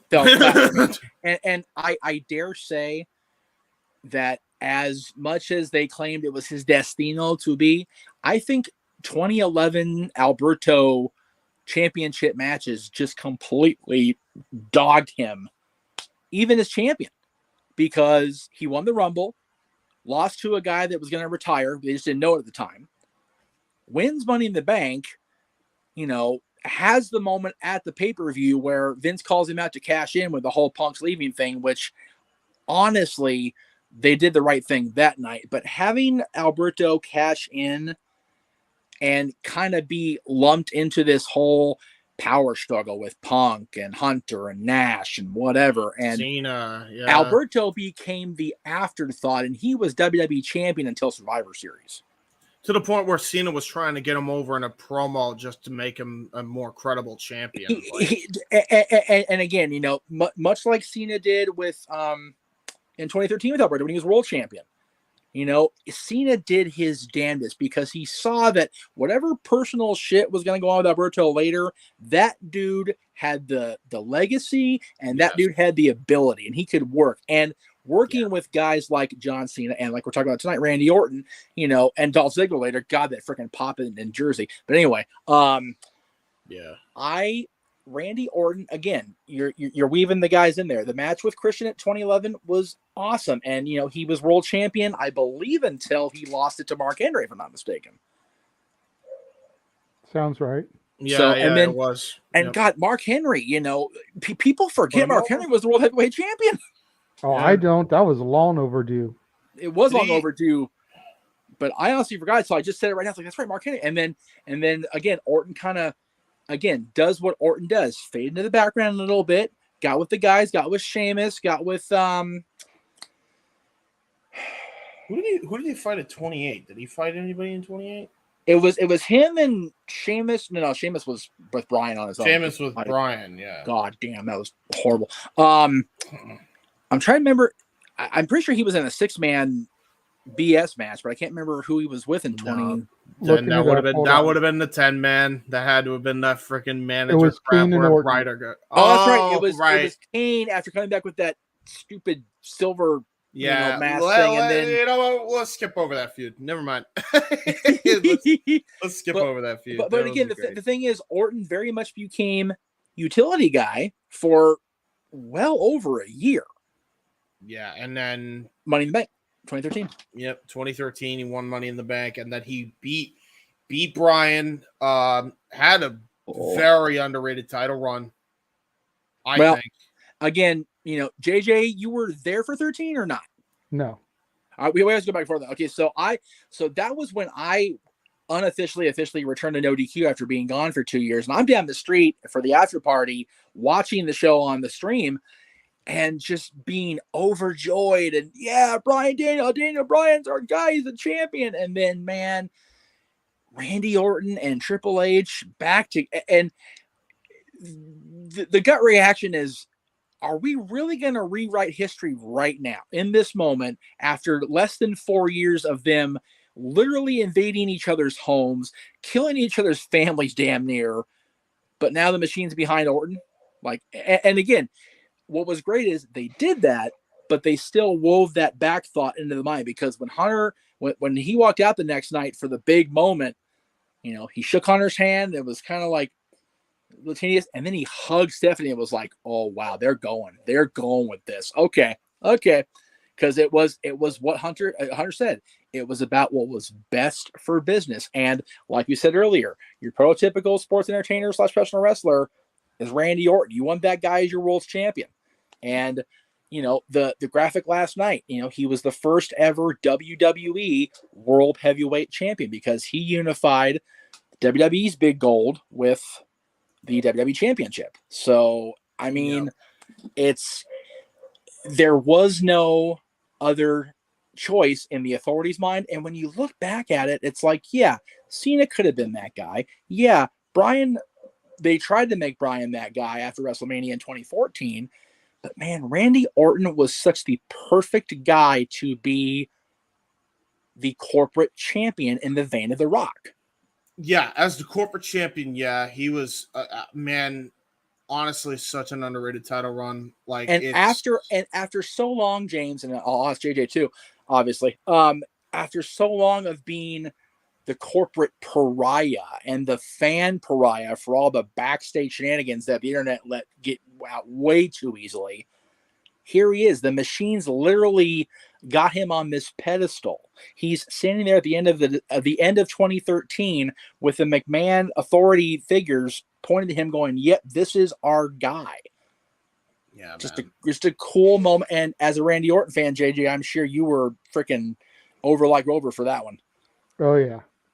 And again, this is toward the end of your watching full time, because it was not too long after Punk left that you stopped watching full time. So, but now we're going to get into where JJ was gone quite a bit, unfortunately, because he wasn't watching. But even still, Randy I has want to maintained... say WrestleMania 30 was the end for me. And what's funny is, it was the end for a lot of folks. Like I've said this multiple times. This is back before we had the network connected to a giant television. So we're watching 30 on my laptop on the couch here across from me as I sit here now, and the streak ends. My dad stands up from the couch, goes over to his chair, plops down, grabs the remote, turns on something else. What are you doing? It's done for me. I'm over it now. It's like, but no, I told you, if the Undertaker loses the streak, I'm done. Click. He starts watching sports, like, okay. But the main event that night, man, again, Orton doesn't lose the fall, but he loses the title to Daniel Bryan in that triple threat with, again, Batista coming back and getting that little run he got there with arguably probably his best run character-wise too, when he turned heel. Batista. Had Batista stayed with it, and not left after the Evolution thing, and then it went into Rollins, I think Batista could have had a little bit more gas in the tank there. Yeah, it's just he wasn't interested, and I think for me that soured me on Batista quite a bit. I mean, JJ was already there anyway, but for me, it's like, dude, go back and make movies. And I don't mind his I prefer Dave Batista the actor over Batista the wrestler personally. Yeah, I did too. Fair enough. The only time I can honestly say that I have been entertained by Dave Batista is Guardians of the Galaxy. Yeah, and again, you know, that's a lot of elements in there, but you know, he was able to let out his funny side, which he very rarely does in anything, wrestling or acting. So yeah, true. But with Randy, you know, you leave WrestleMania 30. You know, the authorities, you know, starting to, you know, you get Evolution back together for that cup of coffee. And then Rollins, you know, becomes the face of the Authority. Orton's feeling kind of shunned. And we get this, again, it's a rare thing in wrestling, but this organic babyface turn with Randy Orton. And he's pretty much not really wavered one way or the other. I mean, he stayed the same character from that point. It's just, where do you turn the dials to go? I mean, you know, the feud with Edge, you know, getting in Beth's face and, you know, blaming her and blaming the girls for Edge being hurt, and, you know, just the different nuances of the last 8 years. I'm glazing over 8 years of history, so forgive me, but there's just a lot of stuff there. And we're already hour and a half in almost. Which I find surprising, honestly, because we're already past midnight for some of you folks, and I appreciate you guys sticking with us. I feel like the last almost decade now. God, it's been almost decades for WrestleMania 30. Yeah. Good grief. But he's really established his spot, like JJ said earlier, as you put him in the ring with this guy will get over. And James, you mentioned him going to the other companies. It's very much the same vein as Christian. Christian went to Impact / TNA, worked with everybody and worked very well with everybody. So did Sting early on. So has, you know, AJ's, Angle. You know, come from TNA here, and he worked great with everybody in both companies. Think about Angle and Joe. Angle and Joe, exactly. Well, Joe unfortunately got very pigeonholed on the main WWE roster very quickly. I'm talking about the TNA run. His TNA run. Well, Joe's TNA. Joe had the benefit of having that Ring of Honor exposure as the longest reigning Ring of Honor champion at the time, and then going to TNA and just running through that entire roster undefeated for as long as he was. Joe, and again, this may be a debatable topic. We'll get to another time. People keep saying they want me and Virtue to debate on stuff. I got plenty to debate about. So Virtue wants to debate with me because he and I agree on way too much, quite frankly. Joe's WWE run, I feel, was years too late, and I feel that he didn't stay healthy long enough to really dig in and get something solid out of it. Now, he's in AEW now. He's the Ring of Honor television champ right now. He may completely bullshit what I just said out of the water, and I hope he does because I've always loved Joe. Okay. But with Randy, I think I'm trying to tie it back to Randy here. Randy Orton since WrestleMania 30, and you figure that's going to be 10 years, not too far from now. He's really been that guy who, again, in case of emergency, break glass. We need him to run with Bray Wyatt more than once. And again, you say what you will about the matches with Bray. The matches with Bray have been absolutely atrocious, and I will not even argue with that for a solid feud moment. Was good, but both feuds were so solid. The feud where he joined the Wyatt family from within, burned the compound to the ground, everything was great until they hit the ring at Mania, and the freaking ring was the projector. LED. It was like, yes, the projector happened. Let's not gloss over his Mania 31 match with Rollins either. And then the Fatal 4-Way match he had with the Shield guys, pretty much. I only gloss over it by sheer accident because that was really the culmination of him stepping away from being the face of the Authority. Yeah. And Seth, I plan on making you my bitch. And he stepped so hard he went up into the air and he sent Rollins in the air, took an RKO in the process. But which again is still the best RKO in California now, unfortunately for Staples Center.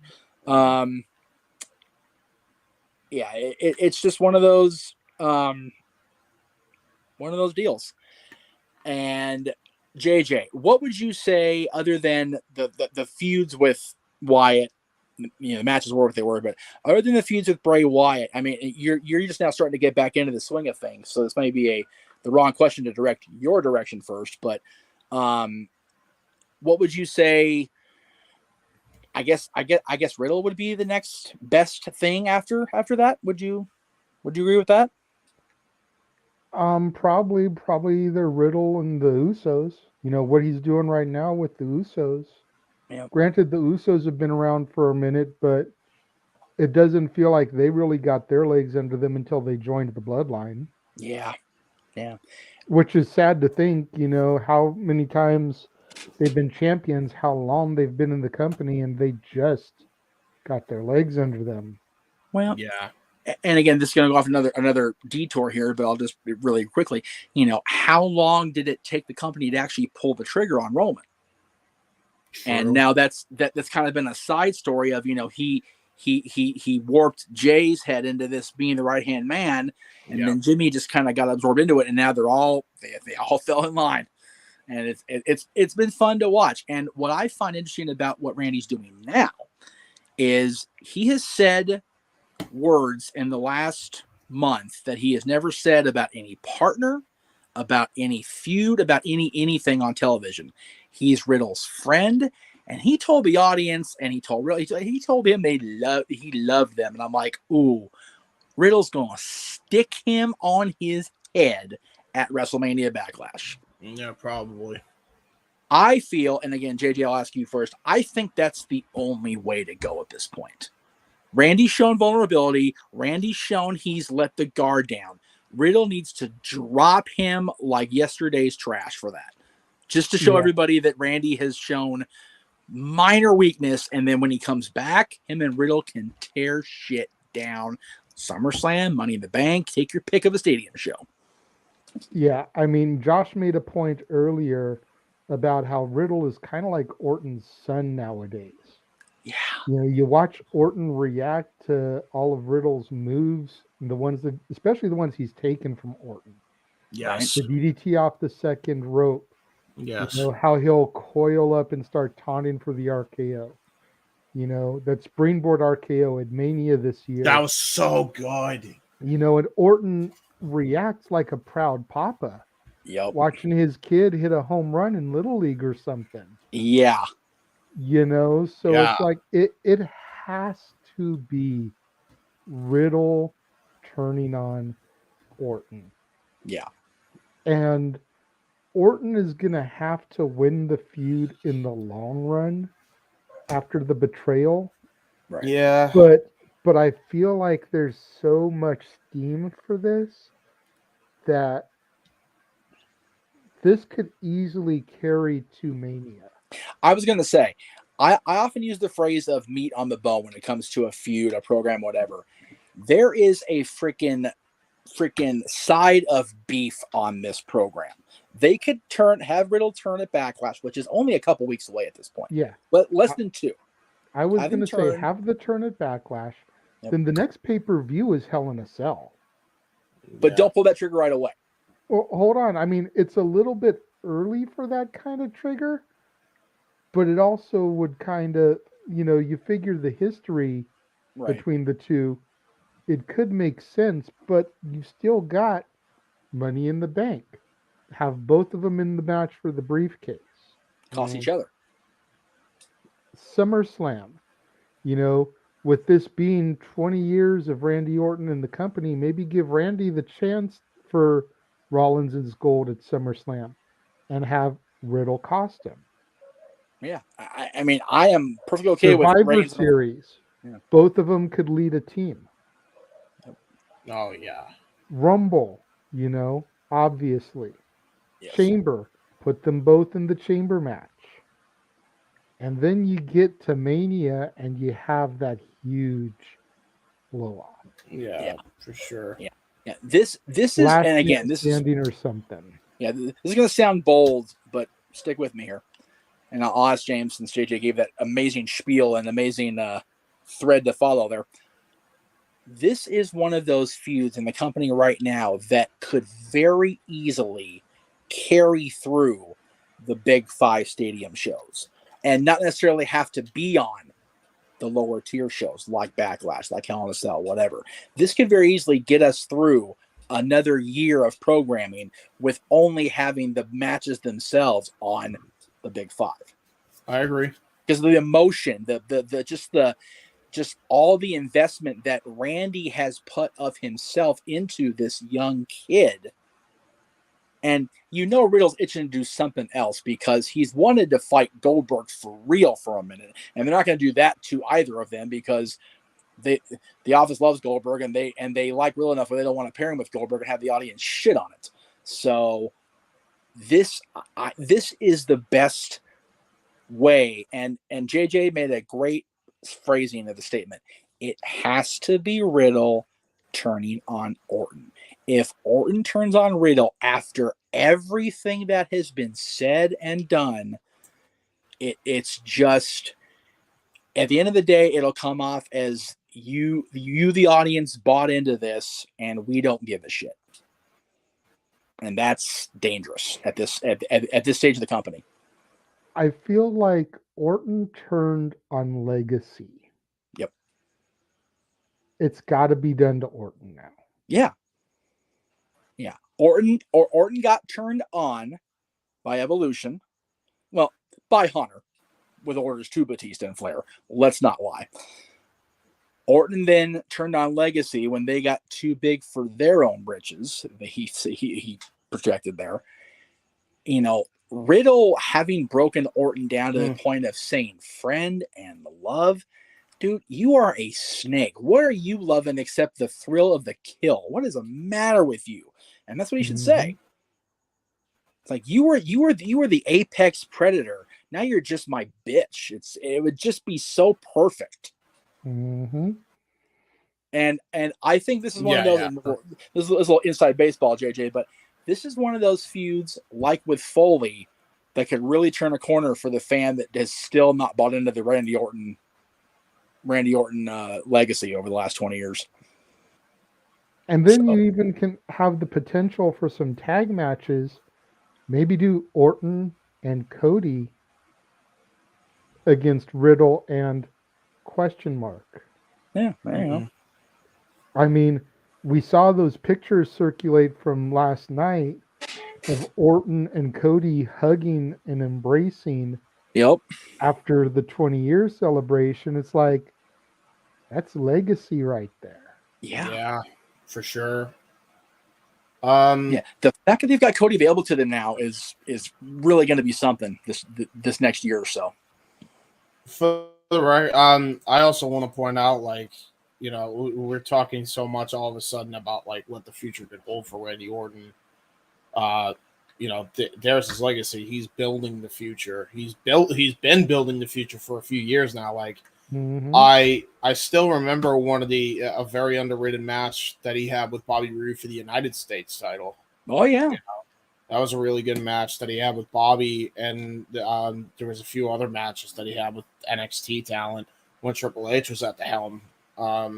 He's had the opportunity to work with those guys that have come in from TNA, that have come in from the Indies and Ring of Honor and whatnot. And he again, you put him with anybody, you put him in any situation, he'll deliver. Yeah, him and AJ was really good too, oh despite the fact that the poor people couldn't see. You know. Yeah, it was okay. Yeah. While you guys were talking, I went to Wiki and I looked up Riddle. Perfect partner for Riddle to take on Cody and Randy. Butch. Yeah. Turn him back to Pete Dunne, please. Bring back the Broserwicz. I mean, that was such an underrated. It was such an underrated team. Champions, dude. It lasted for like a cup of coffee. They're doing this thing right now where Butch loses and then disappears on Sheamus and Ridge. Yes, dude. Please, because how you been? I want to do Pete Dunne and Riddle again, because the Broserwicz was so short-lived, and I loved their tag match with Red Dragon. You can even leave him as Butch and not have to revert him back to Pete Dunne. I know you're clamoring for it. Unfortunately, I didn't see him wrestle as much as Pete Dunne to where it really has that effect on me, but like the chemistry is there.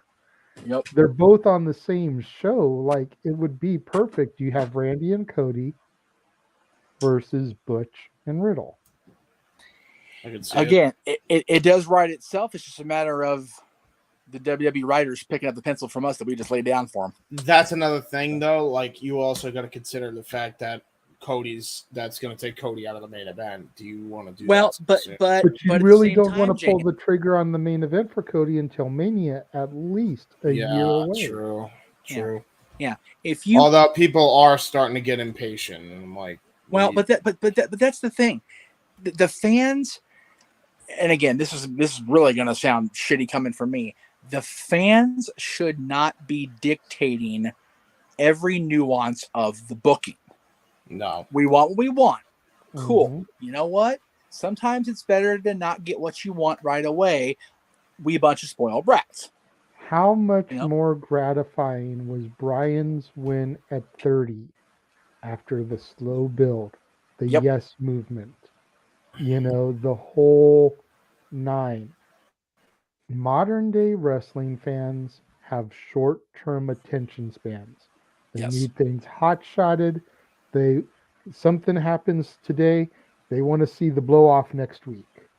No, tell a story. Yeah. Bring in outside characters to add layers to things. But like we said, so he turns at Backlash. Okay? You talked about not having him on the B pay-per-views, but just the big 5 stadiums. So you have him in Money in the Bank. You have him fight at SummerSlam. You have them lead Survivor Series teams. You have them in the Rumble together, maybe even at the Chamber. Then you get to that big blow-off match at Mania. For those B pay-per-views, you could have the Orton Cody versus Butch and Riddles, or you've got those for Raws throughout. Yeah.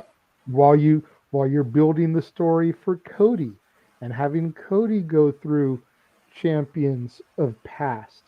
Getting to the Rumble where he wins the Rumble or the Money in the Bank briefcase to get that payoff at Mania.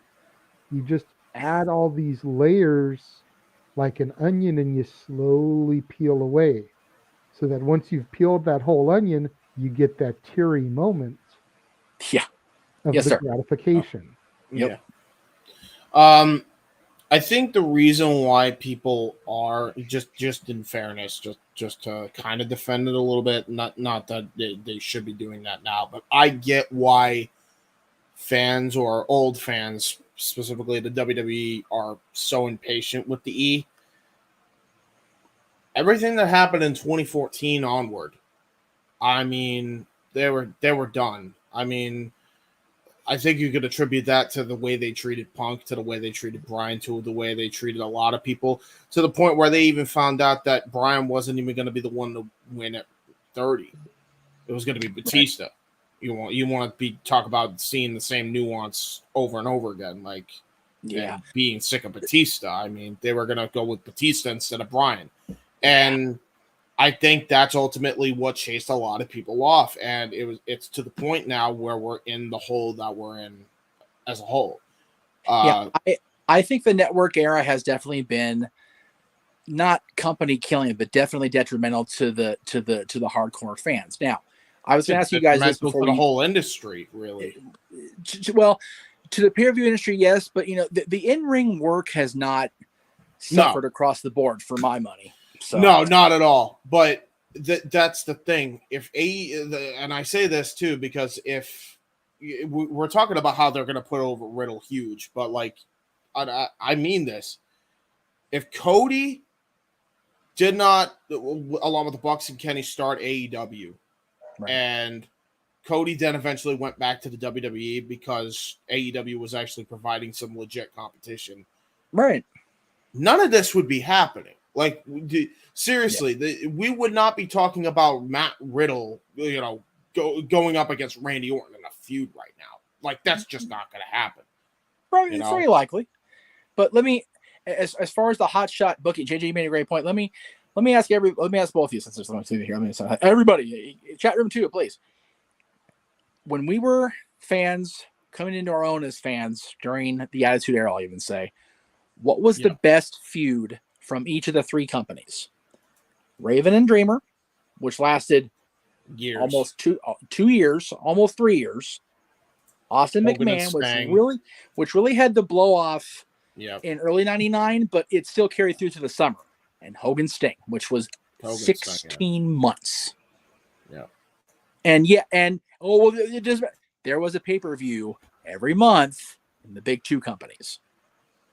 And they still made it work. ECW had a little bit of better advantage because they weren't seen by everybody when Raven and Tommy were feuding. I will grant that. But Austin McMahon was on every Monday and every pay-per-view in one form or another. And WCW versus NWO was so saturated that the NWO had their own pay-per-view. And by the time the Sting-Hogan feud ended and they went to the next pay-per-view, all the pay-per-views were WCW/NWO. So, yes, oversaturation of the product on both sides, without a doubt. But I defy, botched finish in WCW's version, no doubt about it. But I defy anybody out there to sit there and not tell me that during both of those blow-off matches, you weren't sitting there like a freaking druggie tapping on your wrist, because here it is. We finally got the moment. They can do this with Randy and Riddle if they choose to. They really can. The problem, though, Jeff, is that was 25 years ago. I know. I understand that. I get that. How old are you, James? I'm 26 now. Okay, so he was. And there's my point. There's a whole generation or two of wrestling fan that has grown up since then.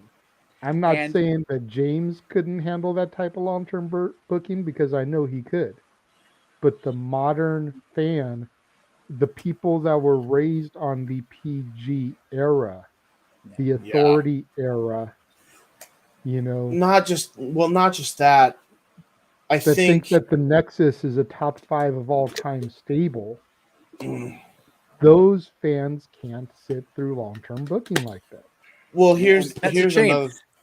Yeah, I was gonna actually bring this up though. Like, that's the problem though, and exactly. that's why we're in the hole that we're in.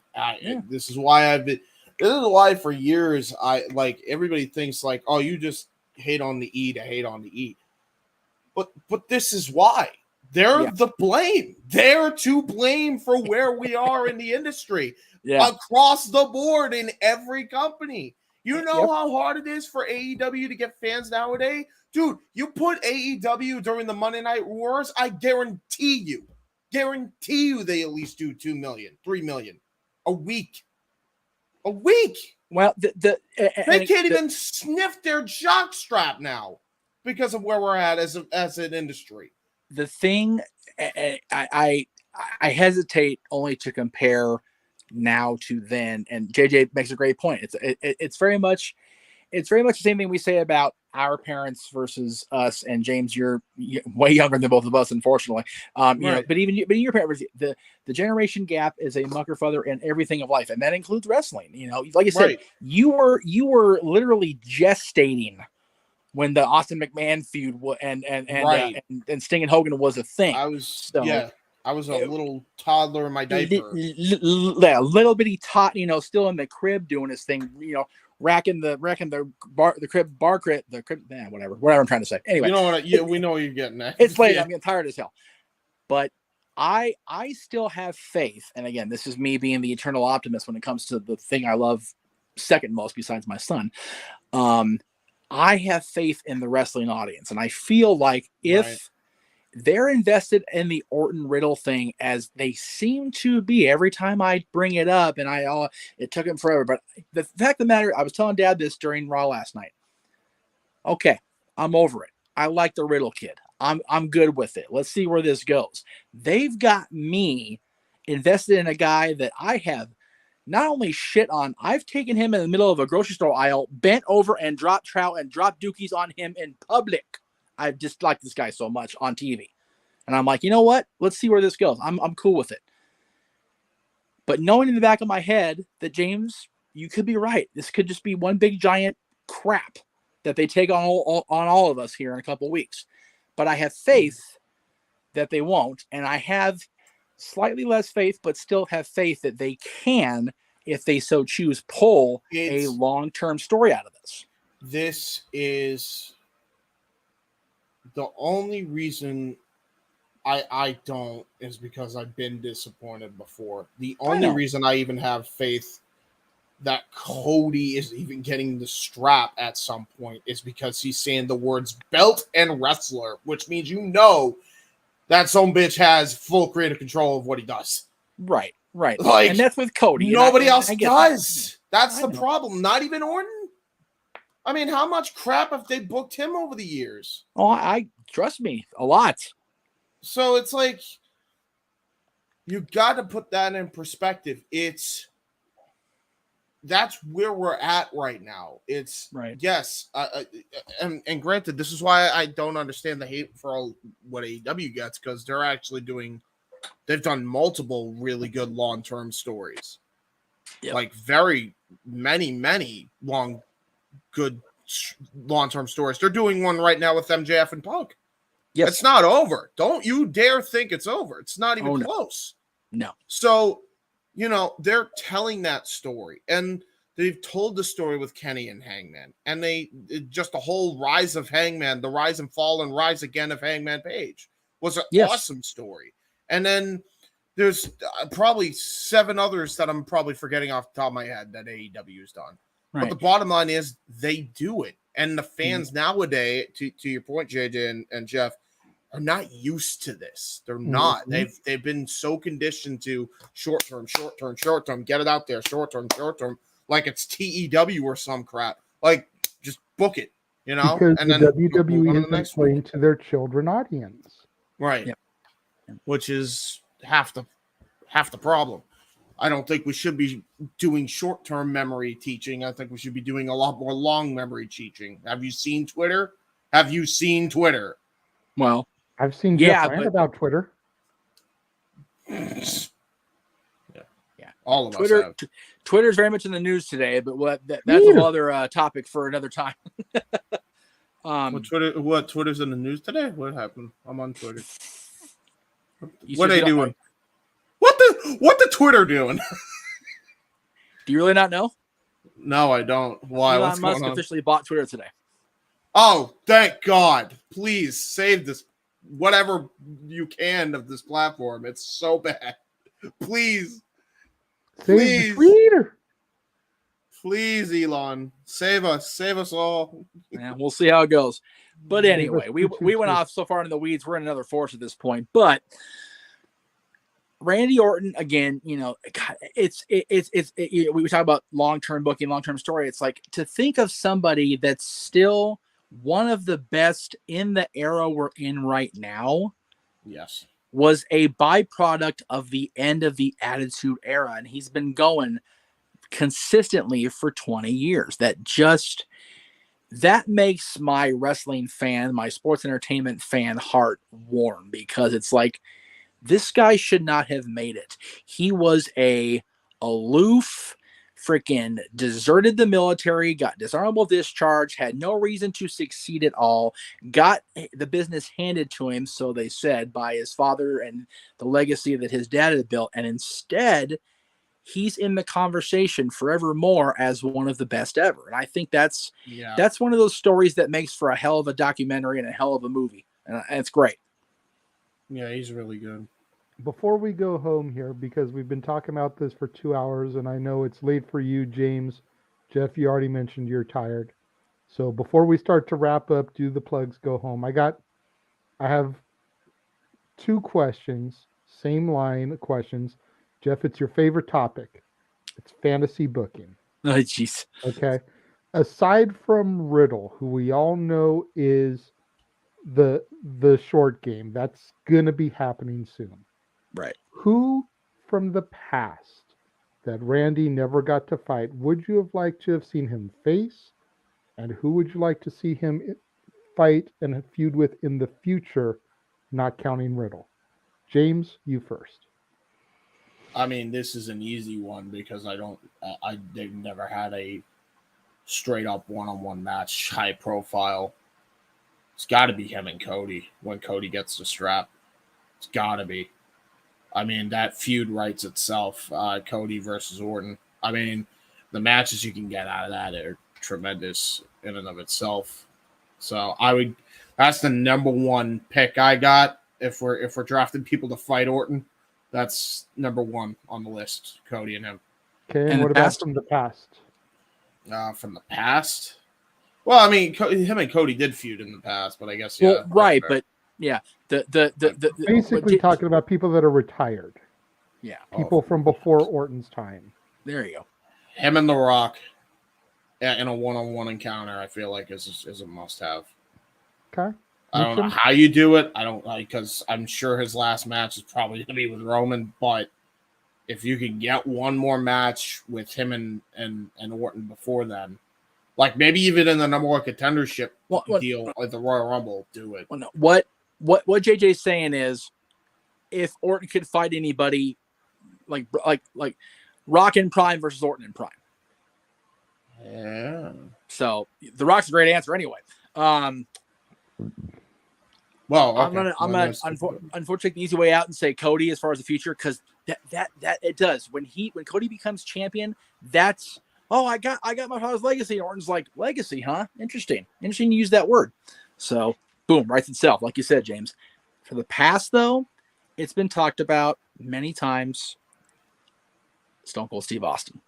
Yeah. The Battle of the Snakes. I mean, you have the two most vicious apex predators. I mean, because Austin was a predator when he was on his big run. So he was that snake in the grass that struck when you least expected it, man, with that stunner, and same with the RKO now. So Austin's at the top of that list for me.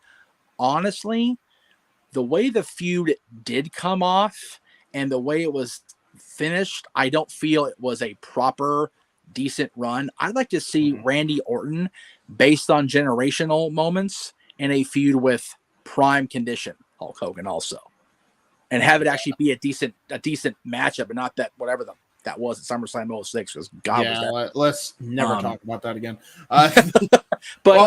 Speaking of things that make me mad or make us mad, am I the only one that's so pissed off that they had DDP and Randy Orton in the same damn ring and they never did a RKO spot in the Rumble once? once. Yeah, that kind of bugged me. I'm not gonna lie. Yeah, I'm like, what are you doing? It's right there. Yeah, you could have a great Rumble moment there. Have them freaking diamond cutter and RKO people out of the air in power bombs, dude. Just have an RKO off. No. I think if you get a battle with the variants on the Ace Crusher, you got to have those two at the top because the stunner's great. We love the stunner and Ace. Well, John Ace is an ace hole. But you've got Orton and DDP are the two best cutters without question. Man. With Bubba Dudley kind of riding there on that. Yeah, he pulls it off when he wants. He's pretty good himself. So he's pretty good. Yeah. But anyway, my ultimate choice is definitely Steve Austin, and figure. Orton's fought the other two of those four pillars of the Attitude Era, Hunter and Undertaker. Never got a good run with Rock or Austin. So those are great choices for me personally. Yeah, true. Okay, fair. What about you, sir? Well, I don't feel like Cody needs a rub from Orton. No. While I do see it as an inevitable feud, especially, if Randy sticks around for a couple more years. But I don't think that Cody really needs that rub. For the future, I'd like to see him either work a long-term program with Chad Gable or Gunther Walter. Oh, I feel like both of these guys would benefit huge from a series of matches with Randy Orton. And Gable, with Alpha Academy, you kind of got it a little bit with RK Bro, but I'm talking like a full-on feud with those two. I dig it. For the past, we mentioned him earlier when we talked about Orton and Evolution. I would love to have seen Orton and Tully. Oh, God, yes. Yeah. But it has to be Randy in the asshole mode. Just the fans are going, who do we cheer for? What do we do? Intercontinental versus TV title. Let's be honest. Yes. Yeah. Tully in full TV/US heavyweight champion mode against Intercontinental champion Orton. God, yes, please. Yeah. WWE 2K, book that now. I'll have James and Noah call it. God damn it. I have honorable mention. Jake the Snake Roberts versus Viper Randy Orton. There you go. 09 Viper Randy Orton. Oh, yeah. Versus the Texas Rattlesnake. Let's just make it a freaking triple threat. Yeah, fuck it. Hell yeah. The snake from the 80s, the snake from the 90s, and the snake from the new millennium. The 2000s. Hey. And let's not forget that Orton dropped Jake on his head, too. Yeah, he did. That's true. During the Mania 21 build-up. So there's a receipt to be had there. I'm shocked he could take a damn RKO at that state he was in too. He wasn't even a hot mess at that point. He was just a flat out mess. So good on Jake, man.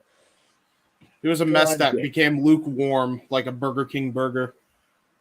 Before Jeff does the shills and the plugs, anybody in the chat room still? Who would you like to see Orton work with, be it from the past or for the future? Leave your comments while Jeff gets those shameless plugs in. Jeff, take it away. As I do, yes. So this one's still up in the air because of Greg's current situation medically. But if he's ready to go, the Greg Cherry Show, of course, every Wednesday. If he's not available tomorrow, we'll get our shit in one or the other on the Jeff Meacham Network. You know how we do around here. So Thursday is if you're watching the No DQ stream, it's a busy day for us in the galaxy because it's 7:00 Eastern over on the Jeff Meacham Network. We've got the return of Stat Boy Rants, and hopefully he's not 5 moonshine shots deep at that point. If he is, it might make for an even more fun show. We'll see how Mikey does.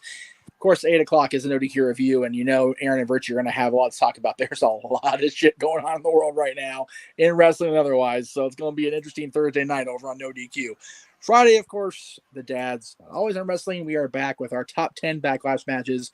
It's basically the Randy Orton show, apparently. So we're going to go ahead and talk about Randy again on Friday, which is fine. That's all complete with an all-new opening video. Yes, JJ created an awesome opening video for us, and I can't emphasize enough how good it is. Yes. And it's so good that I had the old music for the closing like I always did. I'm like, this doesn't work anymore. So I ended up just overlaying the closing graphics over us talking at the end just because it didn't seem to fit anymore. I'm like, okay, let's see how it goes. But if we I'm telling you, this is part of that Triumph in April we tape that we just clicked and it worked. Yeah. The show flowed well. The fact that the show's under an hour 20 with editing that I did, I was like, we did every show this month in under an hour and a half. Let's talk about that for a minute. Yeah, right. And this was filmed like 3 months ago. Yeah. Like we've been sitting on this for a minute. Yeah. So, and the reason we say that it's a big, because this is the last show, at least for now, it's going to be not only on Friday, but already canned. When we go on the air, May 9th for Dads, Not Always on Wrestling, with Dwayne Johnson's Greatest Movies, it'll be at 4 p.m. Eastern, 1 Pacific, preceding the Renegades reviews, excuse me, and we will be live for Dads for the first time, and I think ever for Dads, just straight up Dads. 4 Eastern, 1 Pacific, or 4 Pacific, 7 Eastern? What? No, because you're on at 6 o'clock, aren't you? Yeah. Yeah. So if you're on at 6, and we're going to talk about The Rock, we're going to go at least 2 hours anyway. I don't want to be on. The whole thing with Monday is I don't want to bleed into Raw. Oh, okay. So yeah, we're on early. So. I just wanted to make sure you said it right, because usually I did. Okay. Well, because think of it this way: if you're on at 6 Eastern, at best you usually go a half hour with your reviews. I'm assuming you've already got that one canned, so you're under a half hour. So we could start it at 6:30 and be done by 8, in theory. Yeah, in theory. Which I'm fine with. If you want, we can always try that. You know what? We're live, we're off the cuff. We'll try. We'll try that. 6:30 Eastern. There you go. Just before we'll go right into Monday Night Raw. It'll be Renegades reviews. It'll be Dads. It'll be Monday Night Raw, and then No DQ. It's going to be a freaking gigantic block of wrestling on that Monday, and that's May 9th, by the way. May 2nd, of course, is The Rock's birthday, as he told Mick Foley very famously. And then we get into May period around here, and there it is. There's May. It's going to be May, and I'm going to be busy. I've got 2 Thursdays off and 1 Friday as of now. So, and honestly, the last Friday probably another mic night anyway. So it really doesn't matter.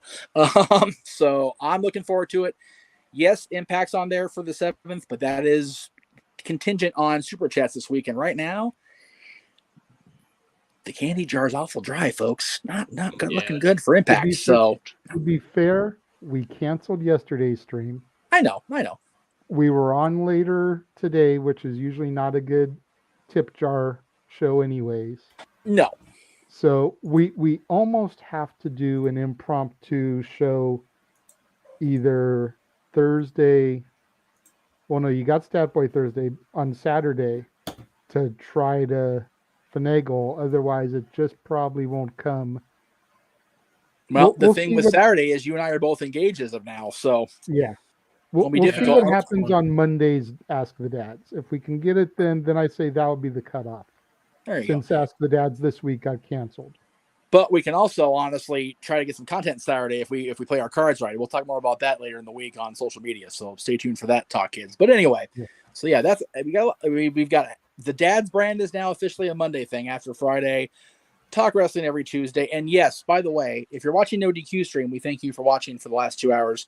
That Tuesday, May 2nd, May 3rd, before Backlash, will not be on No DQ. Talk Wrestling will be on the Greg Cherry brand, Cassie Studios, and the Jeff Meacham Network. But No DQ will have their preview of Backlash, which, at the request of Mr. Hebert here, all of our predictions for pay-per-views, supercards, premium live events, whatever, will be day of, an hour and a half before we go live.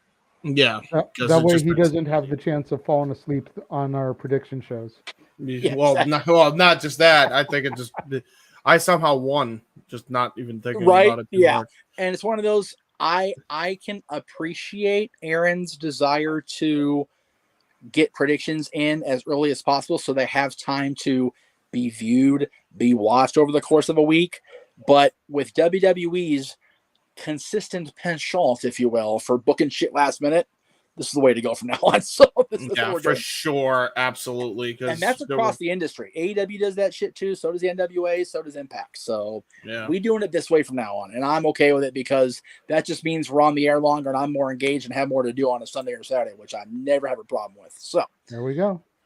James, you mentioned your endeavors over the weekend as far as your CAW leagues and everything, but go ahead and fill the roll in one more. I was actually gonna say I don't know if there's a way I could I sent you my picture. If you could I don't know if there's a way you could put it on the actual thing. I sent it to you on Messenger, but you sent on Messenger? Okay, yeah, the official poster. Yeah, give me 1 second. I'll find it. Cool. But yeah, I like this poster. It basically encapsulates the whole show in a nutshell, basically. So for those who are wondering where this is going, if you're a Weymouth Youth Wrestling fan or a WYW fan, and you wondered why the intro got changed from being to in 2022 or 2023 to having absolutely no date, 2 reasons. 1, the pandemic was a son of a bitch and completely halted our progress.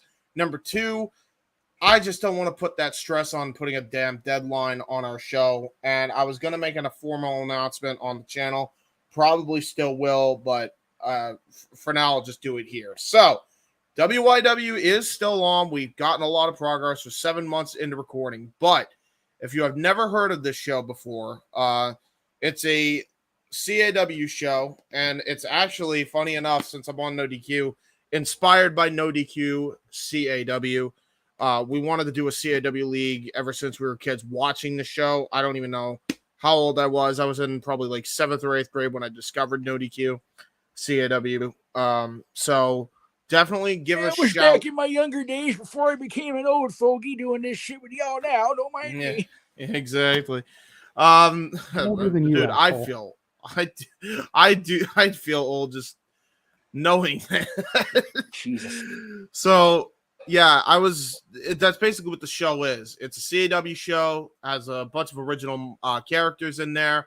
Michael X, Sean Maverick, Mark Young, Xavier Nightingale, myself, who is in the green, James Archangel, Matthew Nova, Johnny Starr, Victor Sagat, Joanna Ramos, Lizzie Gray, Luke O'Lucky, Azam, Kyle Weaver, Chris Phoenix, Jones Meister, Brandon Curtis, Eddie Kelly, and everywhere and in between is probably in this poster. There's probably names I'm forgetting. Definitely give it a shot if you haven't already. WYW Immortal is on our channel, but I would highly encourage, if you want to watch Immortal in its full uninterrupted form, youtube.com/user/metalnut1120 is where you want to go to see the full uninterrupted problematic stream. And as far as everything else is concerned, right there below me is my graphic, J Hebert Studios. Check it out. youtube.com/user/J Hebert Side 95. There it is. Check it out. Check me out. Check everybody out. Check all our shows out. There you go. Get our shit into your lineups. That's it. And JJ, I was going to use this graphic originally at the end of Dad's on Friday, but since you're here, since we're all here, give me a second here. Let me get rid of that screen here. Hang on one moment, because I don't know why it does this to me every time I try to load something here, so bear with me. There it goes. You, my friend, are also returning to the airwaves officially, as we announced last week on Open Mic Night, but you're starting off hot and heavy with your month of electricity. Yes. I will be back in full force beginning on Monday, May 2nd, The Rock's 50th birthday. Going to be starting my month, technically 13 days, because I will be only doing reviews on Mondays, Wednesdays, and Fridays now. But starting my month of The Rock with the Scorpion King. My first week is already action-packed, no punches pulled, because you've got the Scorpion King on Monday, Wednesday is the rundown, and Friday is Walking Tall. Love it. Like, you want to talk about a hat trick. Right. And then over the course of the month, we've got Be Cool, we've got Central Intelligence, we've got Snitch, we've got Pain and Gain, we've got Red Notice, and more. Yeah. And just that first week, it's not just Dwayne. His co-stars, his supporting lineup is nothing short of stellar throughout that first week. Yeah. Michael Clark Duncan, Kelly Hu, Johnny Knoxville, Sean William Scott, Rosario Dawson, Christopher Walken. Who plays the female lead in Walking Tall? Because I remember thinking, like, man, where'd they find her? And can we have more of her on my screens, please? I believe it was Ashley Scott. Yeah, that's who went on to play John Cena's girlfriend in The Marine. And yeah, so just going back to the Cena Rocky feud, Rocky had her first. I was gonna say there's a whole other thread to be pulled on that one. Jiminy Crickets. But yeah, that's what it is, guys. So thank you all Johnny for watching. Knoxville before he was, when he was still tolerant to watch. Right? Yeah, not doing after crap this year's WrestleMania, he'll probably go into the Hall of Fame next year. That's it. And so JJ, you mentioned earlier about the NWS. If you're like, what are you talking about? It's like, yeah, this is my lineup. Just for the record, everybody out there, the Outsider shirt's on its way. Everything else is already at the house. So, yeah. And that's not counting the freaking NWO gift set they came out with for their Hall of Fame induction, where it's got like a do-rag and sunglasses don't fit my fat face, a Hall of Fame coin, all it's bananas. So we are I'm definitely NWO for life. So be careful wearing that do-rag when you go to pick your son up from school. You might get dress coded. Oh, trust me. We got letters after what happened over here a few weeks ago. I can't wear Brooklyn Dodger or Boston Red Sox anything at this school, let alone certain colors. It's like, do I live in South Central? Like, what happened here? It was ridiculous. Anyway, my daughter frequently wears a bandana to school, a la Fulton Reed style. Her favorite person from the Ducks films. I know you know. I'm talking to James and the rest of the viewers at home. I know. She has been dress coded at school because they say that she looks like she's gang affiliated. We're talking about my 13-year-old daughter. Come on now. No, that's ridiculous. And when her best friend wears her bandana the normal way, Portman style, she doesn't get dress coded. That's even more ridiculous. Once again, Brooklyn causing trouble for everybody. Anyway. Hence why I make that joke to you. Don't go wearing that bandana to school. You'll get dress coded. That's all right. If I wear any bandana, it's going to be wearing yellow Python power bandana. Brother. Okay, anyway, my back's out again. Brother. But anyways, we all thank you for joining us on this 2-hour-plus trip down memory lane. The career of the Viper, the Legend Killer, the Apex Predator, the Blue Chipper, the future of evolution, the leader of legacy, whatever you want to call him. RKO, RK Bro, Randall Keith Orton. Thank you for joining us today. James, thank you for being here. Jeff, thank you for moving this to another night since you were unable to do it yesterday. I'm really glad we were able to get this in today. Definitely.